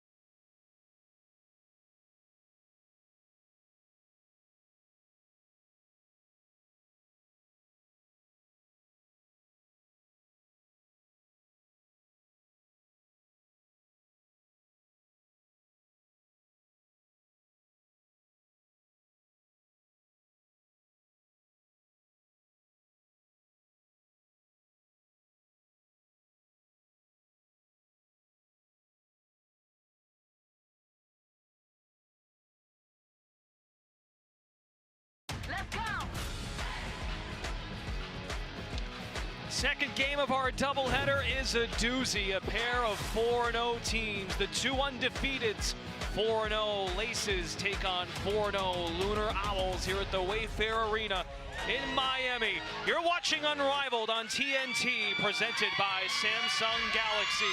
These two teams have everything. Top 2 in scoring, top 2 in defense. They're top 2 in three-point shooting, and they got the top 2 scorers in the league. Brendan Glasheen, Sarah Kustok, Ali LaForce will join us on the sidelines. Two teammates in the WNBA. They're facing off here tonight. Let's start with Kayla McBride. You gotta love it, because you talked about their performances, but a competitor that Kayla McBride is, you know she's gonna come out and want to really stick it to this Owls team and remain in the place that her team has been a big part of why she has put them there. She's finding shots from everywhere. She's got the quickest shot that you can find. And so much of what they do is predicated on how she's able to have gravity on the floor. When it comes to the Owls, you said it, Physicality, she's a co-founder, and you can tell that she is just running the show around here with how she's putting up some just monster numbers, not only in point production, but also you look at the rebounds, how she's been assisting, the footwork, the fundamentals, all of it is on the table for a player like Collier, who continues to be in the MVP conversation no matter where she is at or what league she is playing in. Here are tonight's starting lineups. Lunar Owls Basketball Club has used its same trio in all 5 games. Skylar Diggins-Smith, she brings that ferocity at the point guard position. Alicia Gray on the other wing. Collier, the center for Laces, without Alyssa Thomas for the second straight game. Hayes, McBride, and the veteran steady presence inside, Stephanie Dolson. Brenda Pantoja, Genesis Perryman, and Adam James are officials once again. Laces in the green, Owls in the white. Who is going to come out 5-0? Here we go.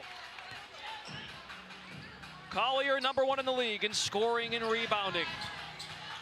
Diggins-Smith backs down Hayes, 2 lefties that play so hard. 5 on the shot clock. Diggins-Smith feeding Fee, lays it in just in the nick of time. Excellent finish to the possession. You said it, not often do you see the shot clock run down before a team continues to get a shot. These are 2 excellent defenses as well. Laces this season allowing just 58.5 points per game, clearly #1. Owls next at 66.3. And that's the fun part. It goes hand in hand with how they're able to play. But there's a matchup in so much that is a game within a game when you look at these individual matchups. Hayes tries to show she was fouled, but not the case. Diggins-Smith bolted back on the other end. There's Jackie Young, who is available to play tonight. You know the Soulmates are very excited about seeing Jackie. I think everyone excited to see Jackie in uniform and getting set to get on the court. Well, as Tiffany Hayes told everybody, we don't even have Jackie Young yet. That is going to come to fruition tonight. Here she is playing point. First time she's had point guard responsibilities since she was 12 years old. Left the pull-up 3 short. Hayes now 0 for 2. 50 points in 2 games last week. Gray absorbs contact and fouled by McBride. 1 free throw worth 2 on the way for Alicia Gray.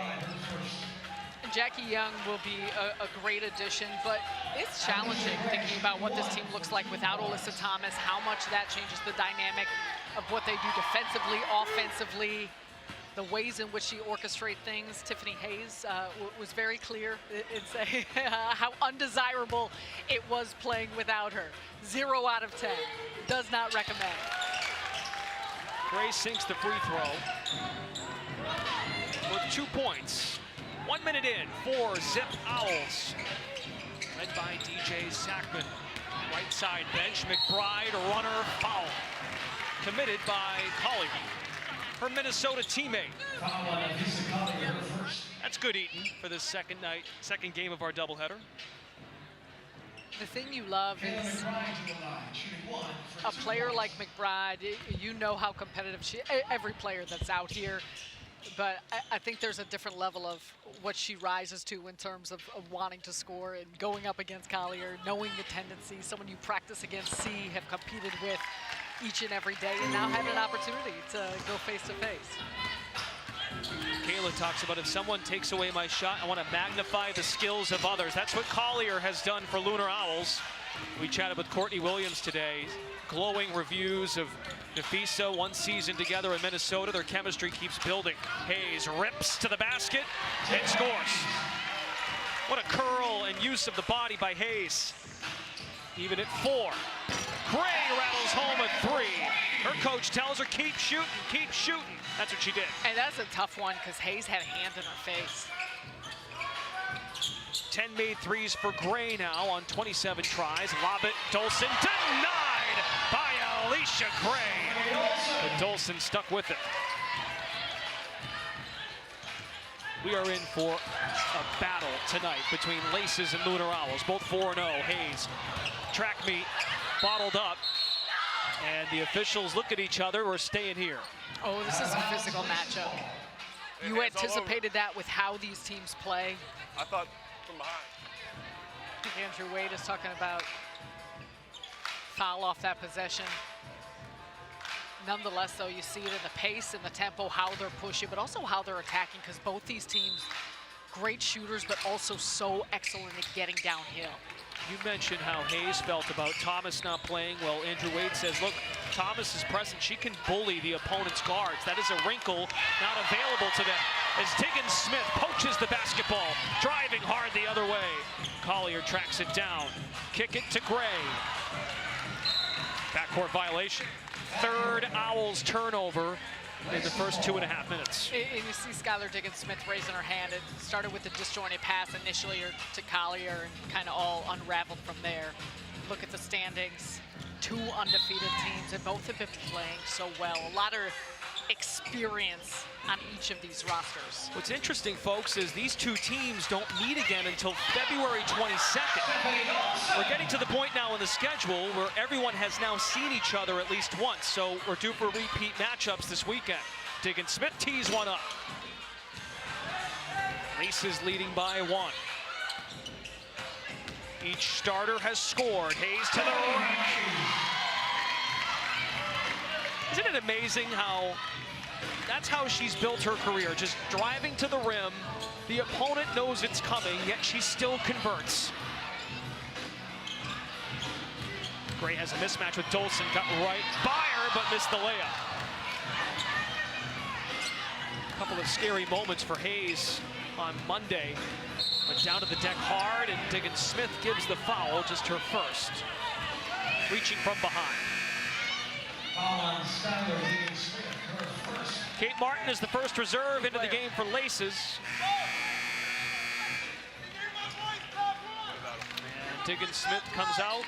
So does Gray, Courtney Williams, and Shakira Austin in for Owls. Double big lineup here for DJ Sackman. Possibly trying to take advantage of the size. In that case, it won't matter. McBride drains the tray. 13-3 Laces run. Williams, bread and butter, mid-range. Mid-range master. And that's a part of it. Collier can stretch you out, though. When you already see it here, she's guarding Hayes. The versatility of how she defends is what's so impressive. Hayes, outlet, turnover. It's a commercial-free first quarter. You get to watch these two go up and down, these undefeated clubs trying to set the tone. One goes to 5-0, one suffers its first defeat of the young season. Williams picked up the dribble. Austin, high-low with Collier. Patience inside. McBride climbs the ladder, charging the other way. Hayes got Austin in the air. Bounce entry, it's McBride.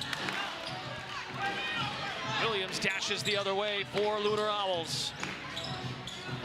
Entry, Austin, spin move, banks it in for 2. So there you go, exploiting the mismatch, get it inside. I'll say this much, I know we're hearing a lot from coaches, players, talking to the official. They're letting them play on both sides in all areas. This is a very intense physical game that there's a lot of bumps and hits they're letting go. Kate Martin with the acceleration and use of the brakes. What a story she's been here in Miami.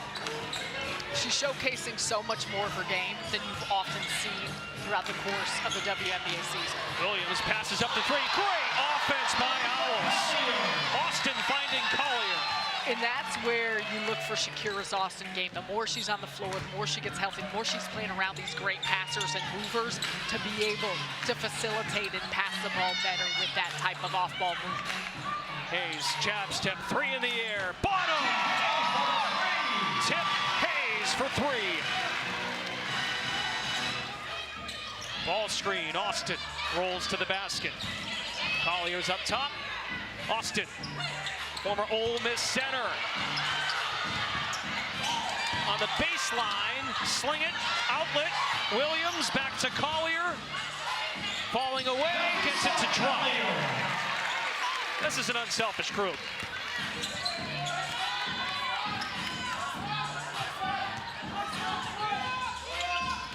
Six buckets for Owls, 5 assists. As we come up on a minute to go in the first. Hayes off one leg. Collier headed the snake. Austin stripped by Hayes. Now it's 2v2. Martin, three.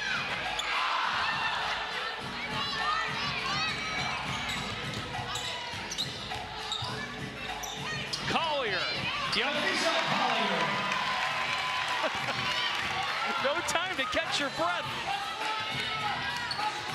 Owls are so methodical, though, in where they're getting their shots from and how they're passing.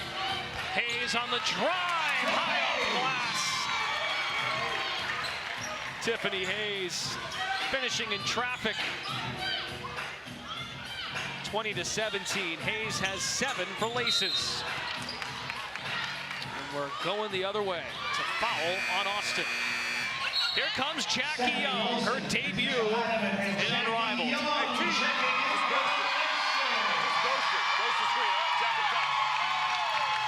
up top with the ball, she's just gonna ghost for you.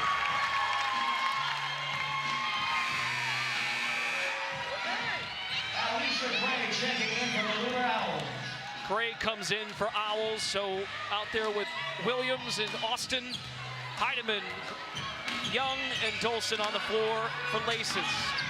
Heidemann, bounce it, Dolson three.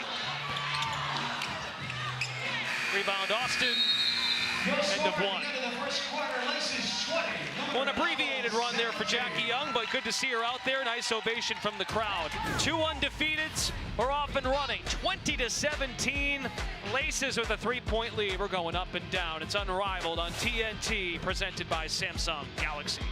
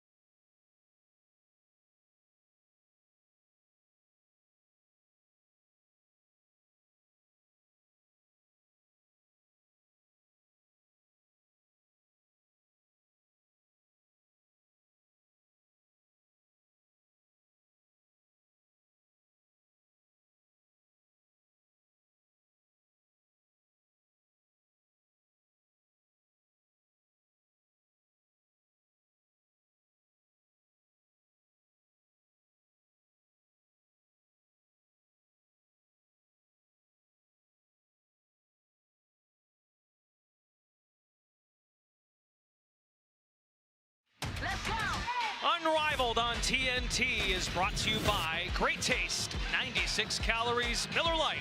Tastes like Miller time. And by AT&T, connecting changes everything.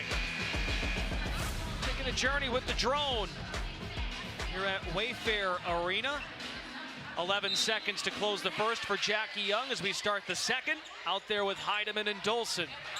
Austin, Williams, and Gray, the trio for Owls. Both teams undefeated at 4-0.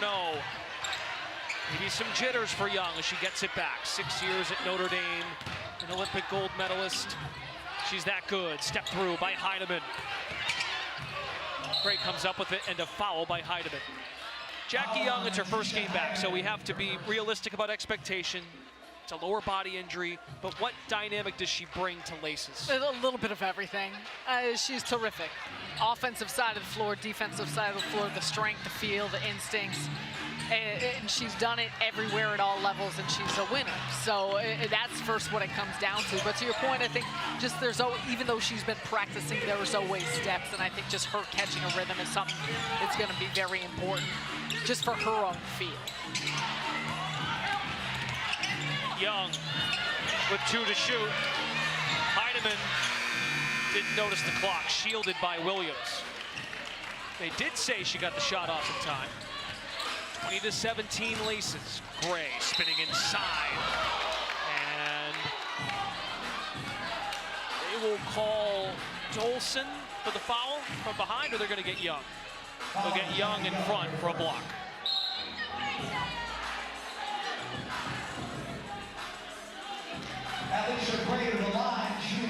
Jackie's first encounter with an official at Unrivaled. She said, I don't think I touched her. But no, Jackie Young, she's just such an extraordinarily impressive player, and that's the fun part of watching what the Laces have done to this point without her. Though we've talked about now, you get her back and you don't have Alyssa Thomas. All those are moving parts in getting accustomed to what things look like and how you're going to keep playing. Alicia Gray now has all 4 free throw points for Lunar Owls. Down 1, back to a 3-point game thanks to Dolson. And such a great job of where that pass was placed for Dolson to put it away from the defense. Andrew Wade compliments his group so often. High IQ, and having Dolson, who he coached in Washington with the Mystics over the last couple of years. Of course, Dolson reunited with Mystics this past year, but she's just so unselfish, does exactly what she needs for the team. There's a reason why she's beloved as a teammate. Whatever you need, however much you need her for, the role, the fit, the time, it does not matter. She'll show up with the same purpose, execution, and energy. We figured defense would be a theme. Top 2 scoring defenses. Williams off the mark on the J. Here comes Young playing with 2 personal fouls. Her first run of the season. McBride catch and shoot. Kabang! Second 3 for McBride in the first half. And a 6-point Laces lead. Collier going to work. Count it, plus the foul. That's on Young, her 3rd. Look at this, the seal. And turnaround fadeaway. Collier has perfected that. Gets it to go, and that's part of it too. Just, it's not that Jackie Young is not entirely familiar with the 3-on-3 game, the pace, but sometimes your pace and timing takes a second to catch up, and in this case, it's in some ways shown itself with picking up some fouls. You just get used to the level of physicality that she can play with and the give and take of it.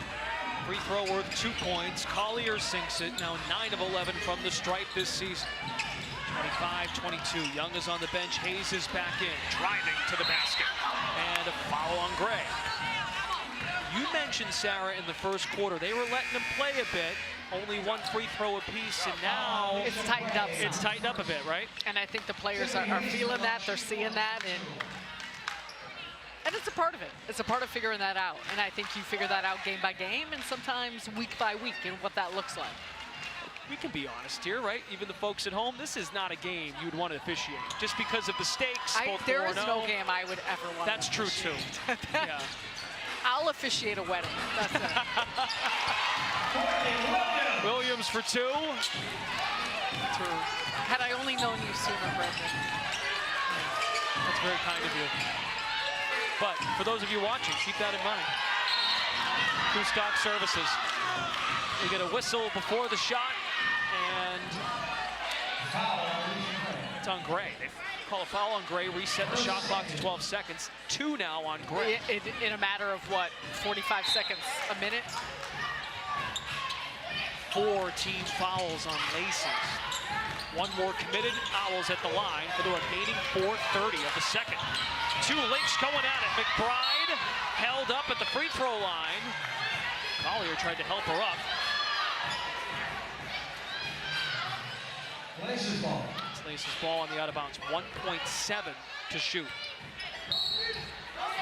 You can feel the intensity here. Martin knows the clock. Blocked by Collier. Leading the league in blocks with points and rebounds. Williams. Just short arms that one. It's a great push. Martin enters for Hayes. Chisels out space. Rebound thanks to the box out by Alicia Gray. Climbing inside. Alicia Gray for 2. She's got 9. What a take by Gray. Taking a page out of Hayes' book. Anything you can do, I can do better. Right back down the other end. And that's so tough to stop, especially both those players when they got a full head of steam. Collier, yes. Textbook Collier.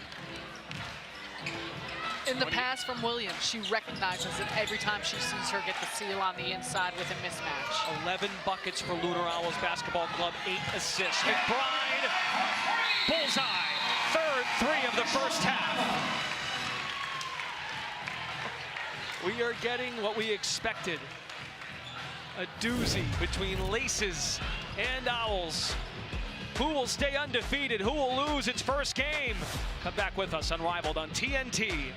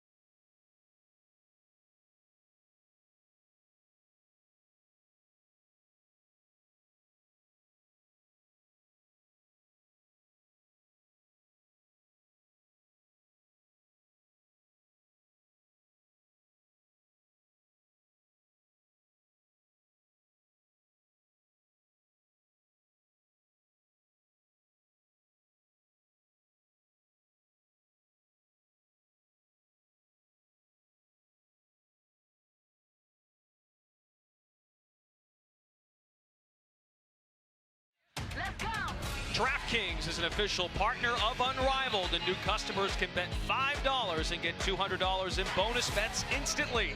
Download the app and use promo code BANKSHOT when you sign up. DraftKings Sportsbook, the crown is yours. 3:29 to go in the second quarter. Laces 30, Lunar Owls 28. Good pace. Physical, a little bit of everything in this first half, Sarah. A little bit of everything. Physical, yes, the pace, the shot making, but there's also been some tough defensive possessions, in particular starting off this game. Diggins Smith for 3, left it short. Owls just 1 for 5 from distance. Laces, thanks to McBride, have made 4. She's got 3 of them. A lot of the shots, though, have come, or the baskets, I should say, for both teams have come in transition, off of stops, on the push, end-to-end by a lot of these players. You mentioned the pace, and individually, these players have good pace to them. However, they know when to slow it down. A player like Collier, for instance, is someone, when she gets it in the post, that's a signal to the Owls to try and get into something quick, get into an action to feed her. This is what Nafisa Collier envisioned when they built Unrivaled, when the concept was put in place 2.5 years ago. Best of the best going head-to-head, and the amount of talent in this matchup alone has been amazing so far, with still 3 minutes to play in the first half. 15 points for Collier. Hayes, Dipsy-do, rebound to Gray. Let's send it over to Allie LaForce. Edge in this incredibly competitive matchup. Man, you gotta make shots. Is that all there is to it? Literally, this basketball right here is good D, better O. So everybody is bringing it on the defensive end. So now it's who shot makers. How does the skill and the competitive nature of this specific matchup and their roster bring out the best in you? I mean, it's two teams that's 4-0. It's inevitable, man. We competitive people. So we want to be the only ones in this league that's undefeated. So that's why you see we playing with that chip on our shoulder. You said it comes down to making shots. So how is this team creating the quality shots that you want to take, and what do those quality shots look like? I mean, anytime I think we could get Fee and Shakira back to the basket, they're small. So anytime Stephanie Dolson is out the game and they have to go against our size and Fee and Shakira, we want to be able to exploit that. Still by playing fast as well, too. So. Well, there's Hayes trying to get to the rim again, and she's had success doing that in this game. How do you do a better job with the rim protection? I know it's hard with 3-on-3. I mean, I think you just don't give in to the theatrics, man. Like, Tiff is a tough player, but you know she's going to try and get that foul call. So I think you just play solid defense. You don't give in to all of that, and you just, if she make the shot, you just take it out and you get back. Thanks for giving us the insight. For sure, appreciate you. Back by popular demand, Courtney Williams, who is set to check in very soon. Kayla McBride doing her thing, 13 points. Laces by 2 as the lead continues to flip-flop. Multiple ties as well, 32 all, thanks to Diggins Smith, her first points of the night. And that was the biggest thing. Even Courtney just saying, it goes through, you get back and get it going on the other end. We see that so often.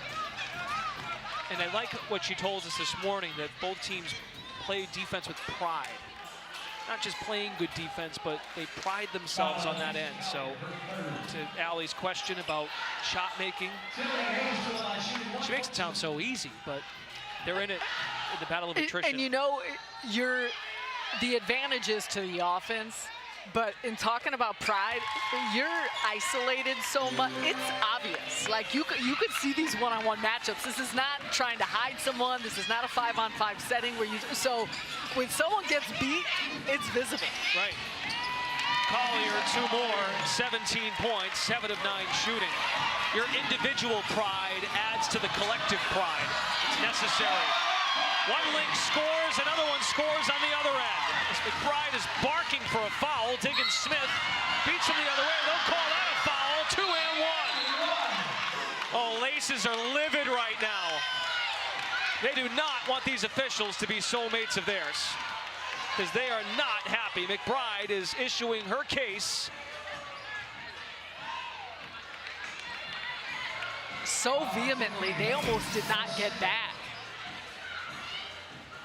Nafisa Collier shooting 1 for 1. This is a technical free throw, because of course Diggins Smith was the one who was fouled. So Collier is at the line. We don't know who the technical was on.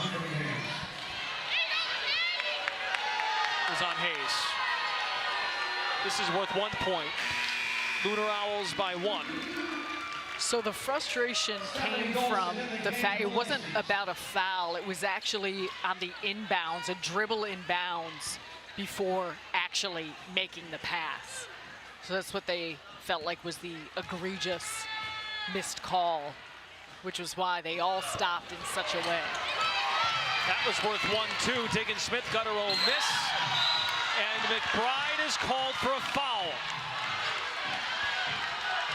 That's her second.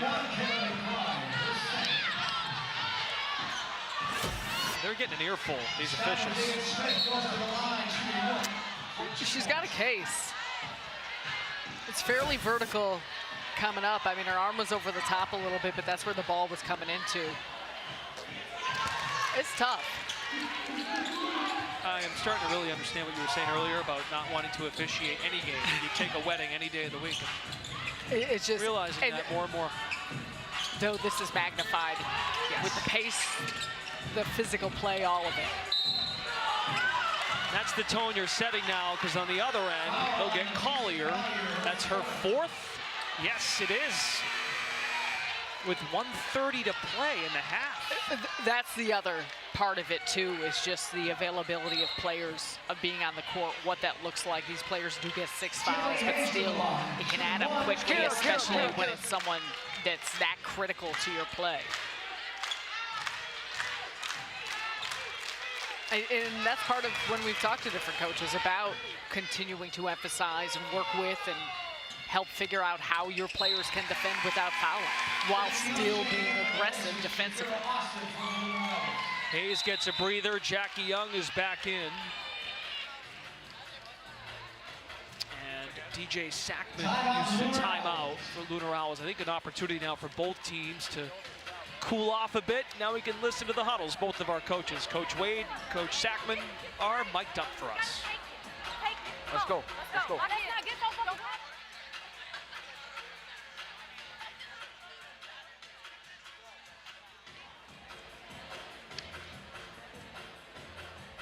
Sky, come off, throw it over the top. Shakira, catch high, finish high. Got it, off that. Got it? Defensively, same principles. Fuck the foul. Who cares about the fouls? It is what it is. Don't even argue. Let them argue with the refs. We don't argue with the refs. All right? We just play basketball. We get out here and hooey hoop. All right? Keep the composure. So again, in that, what's the time? Give it up and make some noise. Shakira, high, finish high. If it's not there, look to shoot. Hit Alicia, relocate. Look, Alicia, you're here. If the first one's not there, Sky, you're here. Hit, Shakira, follow. Okay, let's go, let's go. Defense. Finish this out. Courtney Williams calls DJ Sackman the coolest cat in the room. Sometimes she wonders to herself, what would DJ do in a certain situation?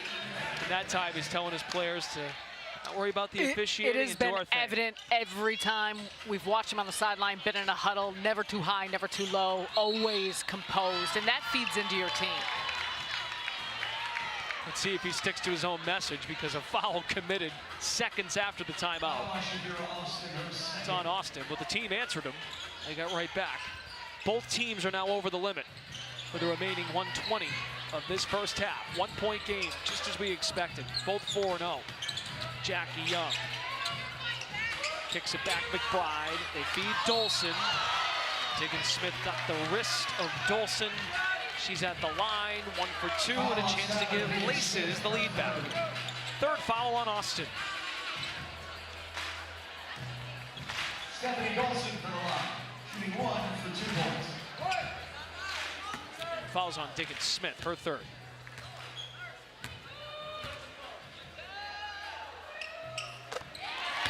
.40-39. Got 7 players collectively in the matchup with at least 2 fouls. They've been piling up. Gray sticks with the miss there, 41-40.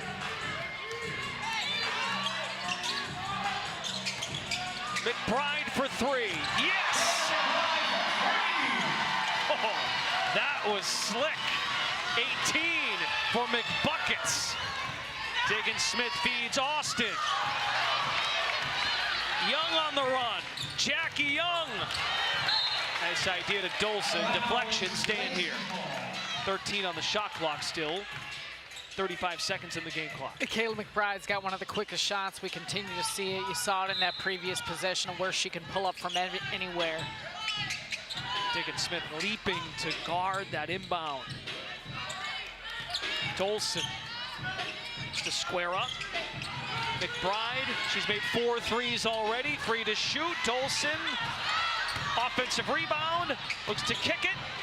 Jackie Young gave up the shot, drives, first unrivaled points for Jackie Young. Welcome to the show. Looks to add 1 more at the line. A little bit of a smile from Young, shot fake, goes right up the gut. Strong on the finish, Gray gets her from behind. In the initial, I almost thought she had a 3-point look that she passed up on. You could feel the tension in the building. The fans wanted her to shoot that 3. Come on, but that's about however a player wants and needs to get comfortable. That's part of it. Young puts Laces up 5. Shot clock is off. Starting trio on the floor for Owls. Collier playing with 4. Outlet, Gray, 3. Foul. It's the 4th on Young. 1 free throw or 3 on the way for Gray. Her 4th.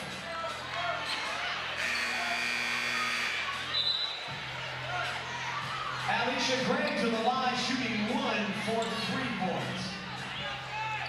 We haven't had a game like this yet, I think, where fouls have piled up this much in a first half, which sets up all the drama in the third. Maybe there's an adjustment by the officials, too, possibly. And that's where I'm curious, and probably for these coaches and players to kind of see what tone is set coming out of the second half. His free throw. Owls now 6 of 8 at the line. 2 seconds for McBride, looking for a 5th 3. Leans in. Somehow she did that! Kayla McBride! How'd you do that? You serious? 21 for McBride to match the jersey.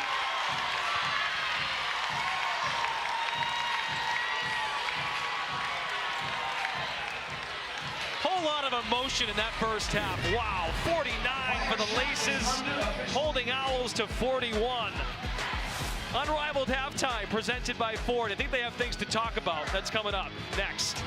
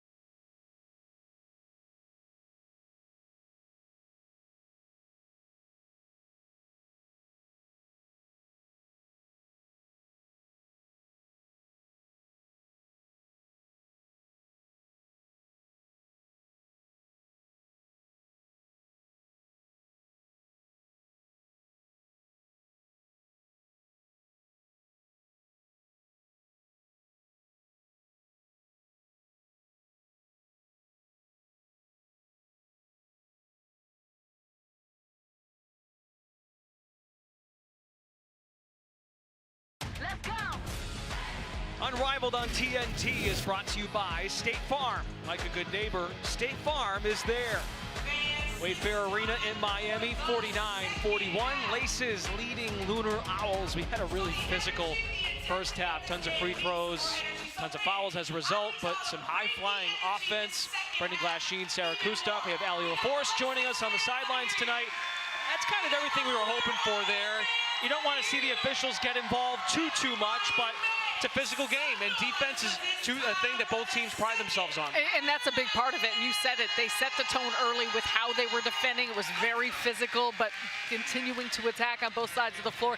It's something that's going to be very important to keep an eye on here in the second half in terms of availability of players as you take a look at our icy hot keys for a comeback. Lunar Owls and Laces, stop fouling. I'll start with that. When it comes to the Owls, limit McBride's looks. Kayla McBride can get off a shot anytime she gets a touch, so try and keep the ball out of her hands. And for the Laces, get Young going. Jackie Young got some minutes there. We'll see how much she continues to play here in this second half, but she can make an impact. It's all about her comfort level. Those are your keys for a comeback by the official topical paint partner of Unrivaled, Icy Hot. Alicia Gray adds a pair. Now Laces in 4 games, of course the undefeated record, but they've determined the winning score in all 4 of their games. Looking to make it 5 straight. Lunar Owls, of course, had the comeback on opening night against Mist, in which it won the quarter 17-7. Which proves the comeback is possible, but the third quarter, as Andrew Wade has harped on, the head coach of Laces, there is extra attention, a deliberate attention to the third. And Kayla McBride knows it. 6th 3 for Kayla McBride. She creates space so well. Forward to McBride, 52-44. You think about anything, it's like getting spotted points for a game up to 11.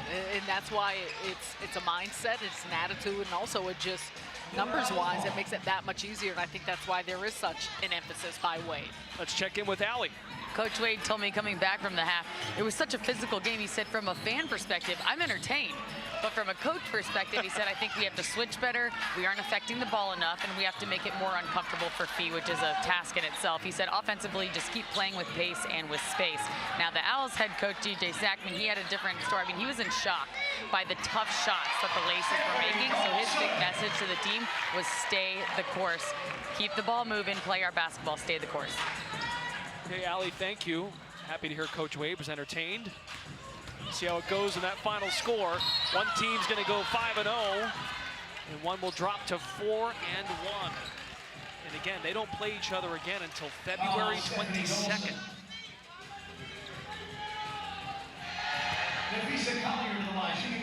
Fouls on Dolson. That puts Collier at the line. 3 for 3 tonight.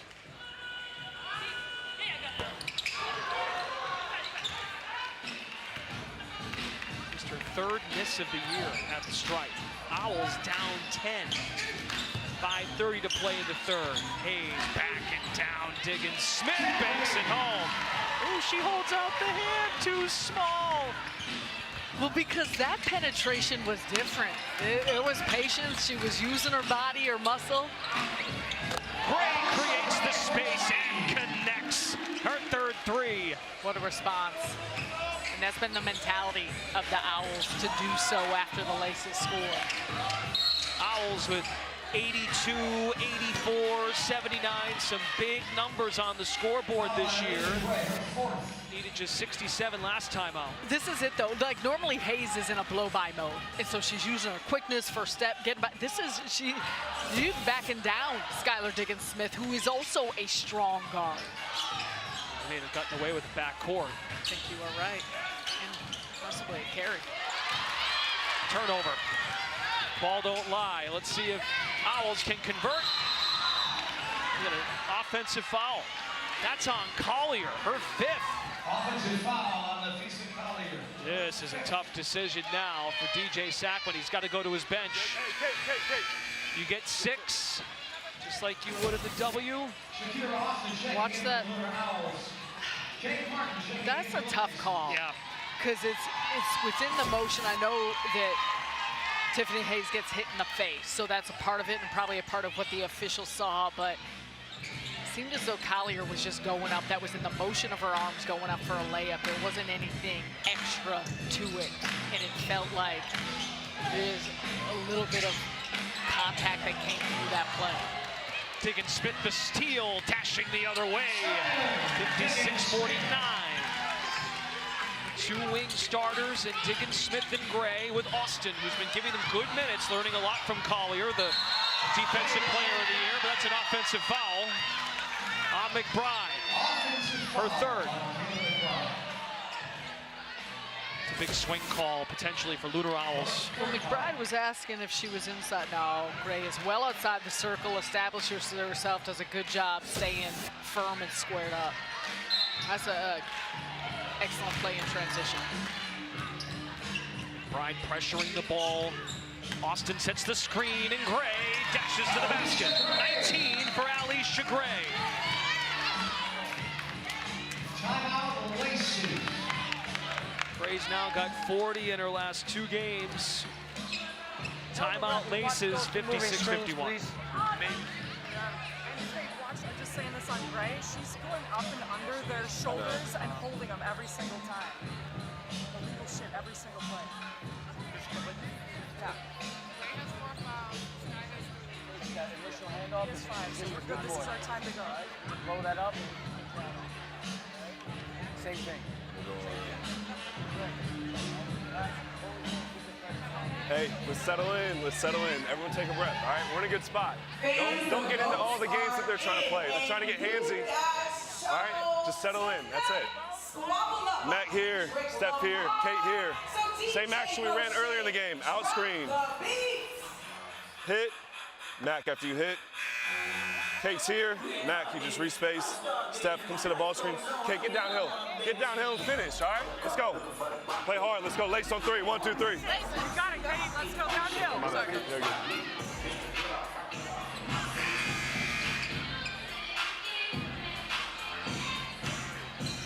Packed house on a Friday night, the start of week 3 here at Unrivaled in Miami. Both teams are undefeated. 4-0 Laces leading 4-0 Lunar Owls, 56-51. Kate Martin in the game for Laces. Still the starting backcourt with Austin for Owls. Martin tries to shave out space. Martin, nice turnaround, scoring over Diggins Smith. We go under 4 in the third. Hands by Martin, plays catch up. Diggins Smith fires a 3 right between the eyes. 58-54, 11 for Diggins Smith. Pass is intercepted. Here comes Lunar Owls without Collier, who's in foul trouble with 5. Screen, Diggins Smith again. Austin on the glass, saves the rock. Gray 3, no. Impressive stuff right now by the Lunar Owls with their captain on the bench. When Collier went to the bench, it was Gray and Diggins Smith who were even more assertive looking to score. They've knocked down some big shots, and Shakira's Austin's doing the little things, whether it's setting screens, coming up with some offensive rebounds, playing her role to add some glue here to the Owls as they try to make a comeback down by just 4 here in the third quarter. Big one for 2 undefeated teams.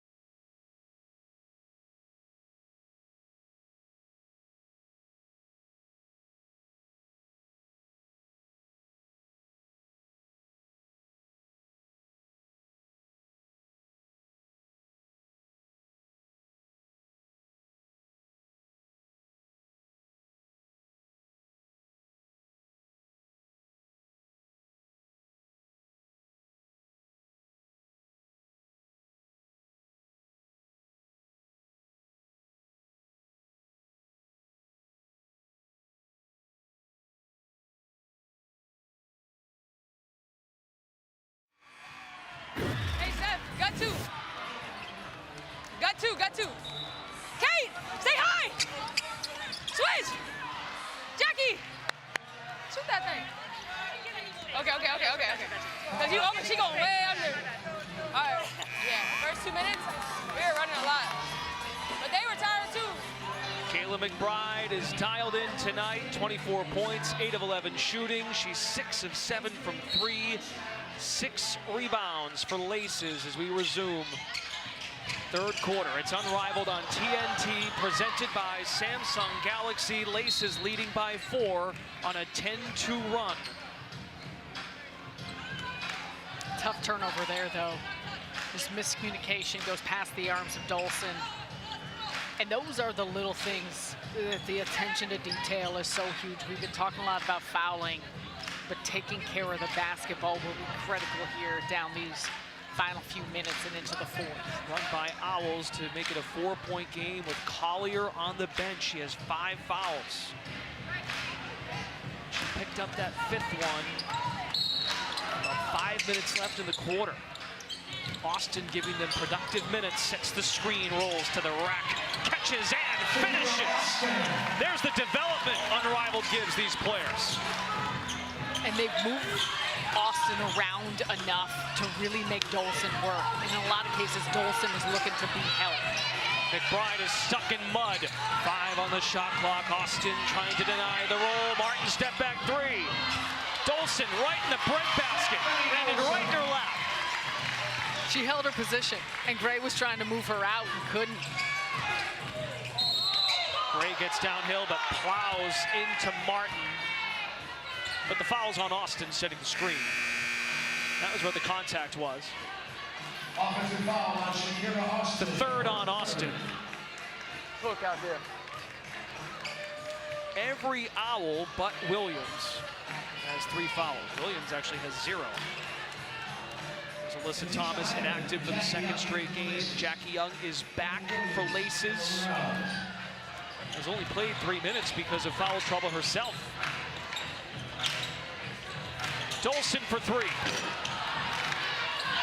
Laces as a team with 7 over their first 4 games, averaging 8.5 per game. Leading Unrivaled. On the DHO, a miscommunication. 6 to fire for Gray, who has 19 points. Austin has plenty of space, lays it in. It's a 2-point game as we come up on 2 to go. Allie LaForce is with Tiffany Hayes. Well, Tiffany, as you're watching this, what are you looking at, and what do you think could be the difference here as we head into the most important quarter of this game? I mean, it looked like a lot of back and forth right now. It just looks like we need to get a couple stops. That's our break. Gotta go. There she goes. She said, I don't want to watch my team get stops. I'm going to go get the stops. Allie, good stuff, thanks. You were shaking your head there a second ago. What's going through your mind? Natisha Heidemann jumped back and gave way too much space to Courtney Williams at an elbow, where that's the exact type of shot she wants to take, and that's why immediately Andrew Wade called for Tiffany Hayes to come in the game.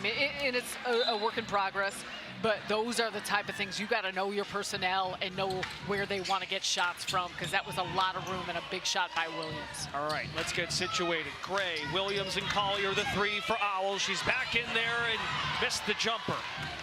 Hayes, McBride, and Young, the trio for Laces. Tiffany Hayes for 3.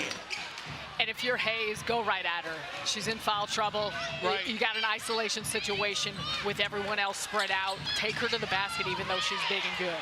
It's a great point. Instead, it's a tied ball game. Who is going to determine the winning score? It favors the team leading. Of course, a tie, it's the 1st to 11 in the 4th.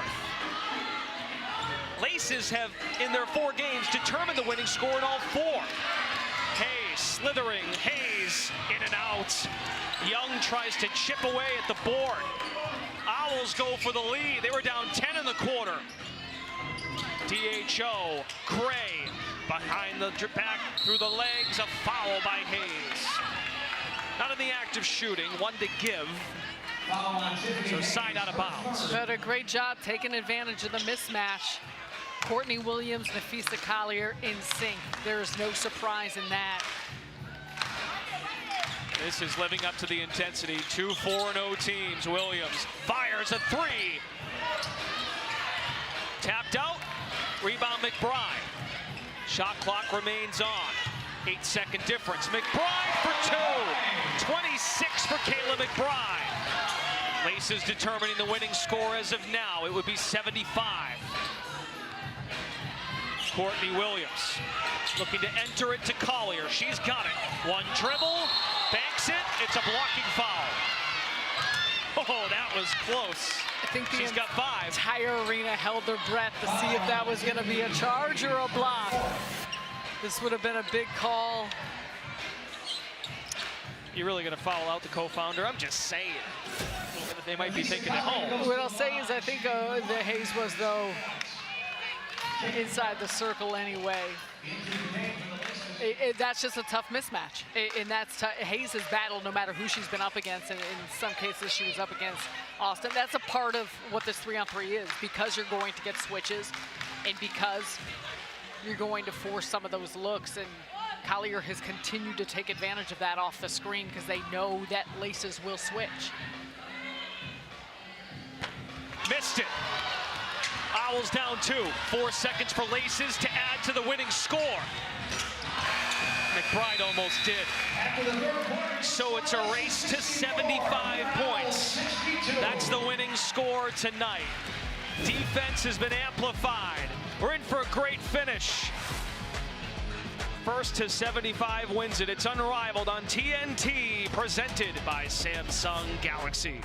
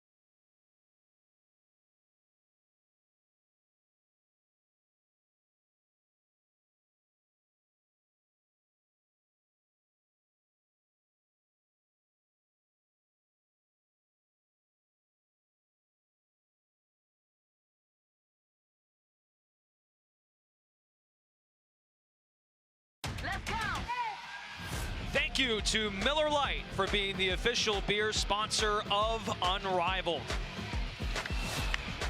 64-62, winning score is 75, determined by Laces. Andrew Wade's club has set the winning score in all 5 games now to date. But it's not over yet. Lunar Owls has a comeback win this year. 4-0, Laces 4-0, and guess what? The fourth quarter, it's commercial free. Brought to you by AT&T.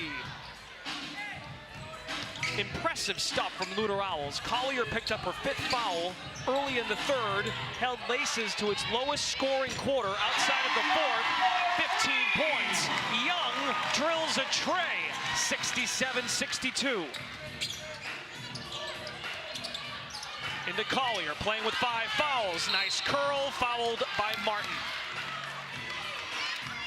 And it was impressive what the Owls were able to do with Collier on the bench. Is the versatility and optionality they had, because they played so much through the likes of Gray. Shakira Austin did a really nice job, and of course Courtney Williams and Diggins Smith when they were in. But when Collier is on the floor, you want to continue to feed her, and they have done that as she continues to just own the paint and the real estate and sealing whoever it is that's trying to guard her. Now 4 for 6 at the line to Visa Collier. One worth 2, 1 possession game. 8 points needed for Laces to go to 5-0. Jackie Young going to work. Jackie Young is here! 5 straight for Young. The much anticipated debut in winning time. Courtney Williams with an answer. This has lived up to it, no doubt about it. This is good. And now, Jackie Young, you could tell they're starting to feed her, and she can feel it. She won gold with Team USA in the Tokyo Olympics. That's another bucket for Young, 7 in a row. And she can add 1 more at the line. Look at the strength, the strides, how much ground she covers. Patience at the end with that Euro to not only pick up the foul, get herself to the line. We heard Kayla McBride mic'd up, telling Jackie, shoot that thing. And she said, I will. She was just getting herself in a rhythm set and picking up those early fouls. You imagine maybe took away some of the early aggression. Collier adds 2 for Owls. Laces need 4, Owls need 7 to win the game. Young has been the main source of offense here. Now directing traffic, chipped at pass. McBride with 6. McBride, she's made 6 threes tonight. Step back inside the arc. Rebound to Collier. She's got 7 boards with her 20 points. Diggins Smith, the blow by. Mature, no, missed it. Put back, no. How about a 3rd try? That one's good. Plus the foul. And a chance to tie at the line. What a possession to begin with, because she shook Martin to initially get herself to the basket and just misses the easiest one, then does the hard work to get the finish on the 3rd try. 71 all. 4-0 Laces. 4-0 Lunar Owls. It's only the start of week 3, but these 2 teams have separated. Loose ball to the Owls. Collier driving, banks it in. Owls with the lead. 2 points for a win. They've come back before. Young has 10, 8 in the quarter. Jackie Young is fouled. Gray tried to stand tall. Foul on Alicia Gray, her 5th. That is the 5th foul on Gray. And it appears DJ Sackman called a timeout. I'm not sure if they're challenged. It doesn't look like they're going to challenge it. Oh, they are challenging it. Yep. One fucking bucket, that's You like blocks for this? I think so. Perfect. Go straight up, yeah. Sky, get it? Fee, come set it. Owls are challenging the foul. No, On ball side. Here. Because you got to raise like a motherfucker to throw it in the FIFA game. Sky, you do what you do. You get here. If it's not there, Do here. not move. Now, Let me use you. no moving No screen. illegal. Leash. If this shit is blown up, lift, kick back, and look in. All right? Fee, get good position. You don't have to fight too hard. All right? Get into that. If this is a miss, get it out and go. All right? We'll be disciplined here. If it's a miss, Let's stay we're locked up. right here, okay? All right? Get it out and go. Get right into that shit. Let's go. Okay, that's good. We got to come out. We get the ball. Good. Finish. Okay, unsuccessful challenge is what we were told from the officials.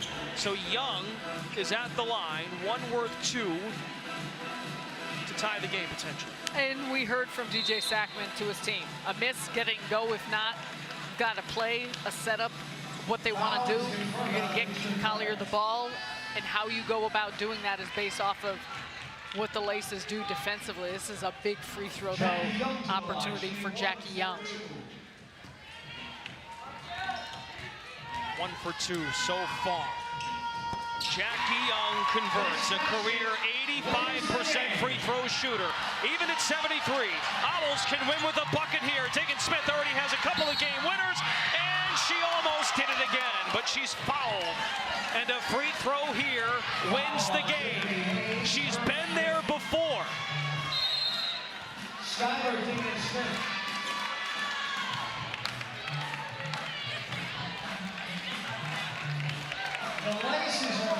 Laces have a challenge to use, so makes sense. They're going to challenge the foul. Each coach and each team has one challenge to use. Let's hear the message from Andrew Wade.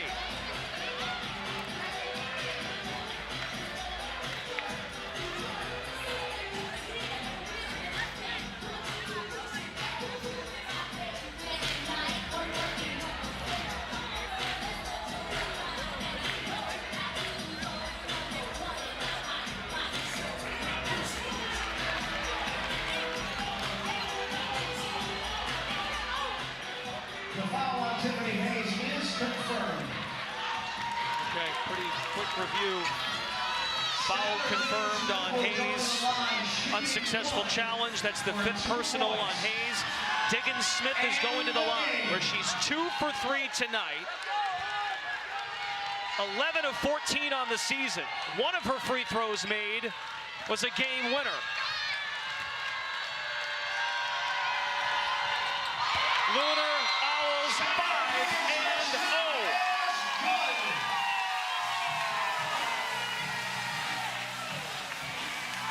Your final score, Lunar Owls 75, Laces 73. Skylar Diggin Smith comes through once again, clutch, ball in her hands. We see it so often. This Lunar Owls team has got extraordinary chemistry and a ton of confidence. 5-0, that is right. Undefeated they remain as they knock off the Laces, who move now to 4-1. What a game. Let's go to the assist of the game, presented by State Farm. There was a lot of them here tonight. But right here, Courtney Williams draws in the defense and some interior looking with movement off the ball. You got Austin to Collier, the tandem and the teamwork. It proved to find their way to a win here this evening. Lunar Owls Basketball Club 75, Laces Basketball Club 73. Lunar Owls improved to 5-0. Casey Colebrook is our statistician. Dave Kamen's our director. Damon Fisher, our producer. For Ali LaForce, Sarah Kustok, Brendan Glasheen. Stay tuned for the post game. It's Lauren, Renee, and Roz in Atlanta.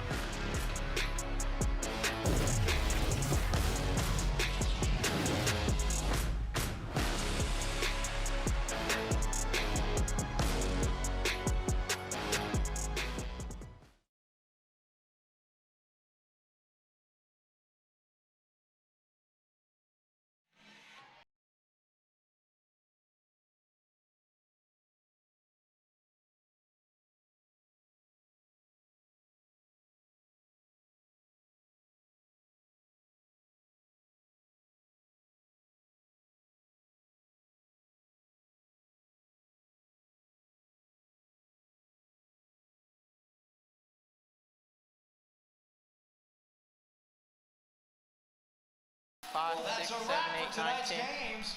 We thank you for coming out to be a part of history with us.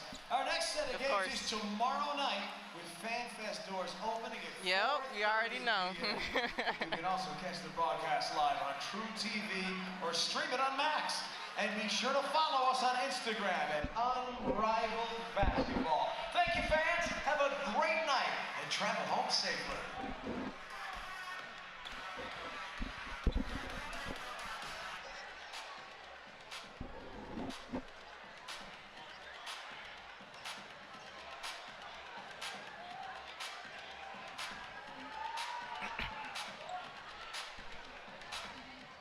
Okay. No, you're fine, of course.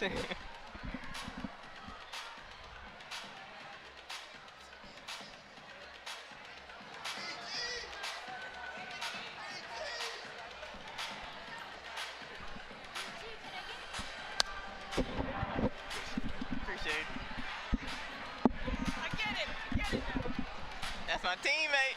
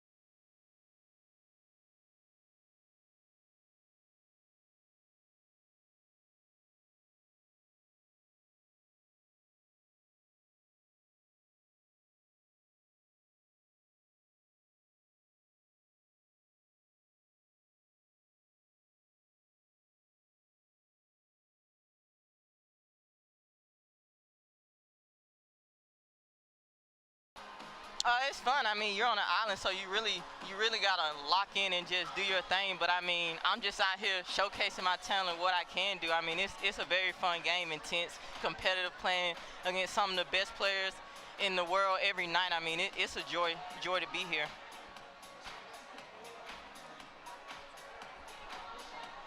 Of course. Hoo-dee-hoo! Thank you.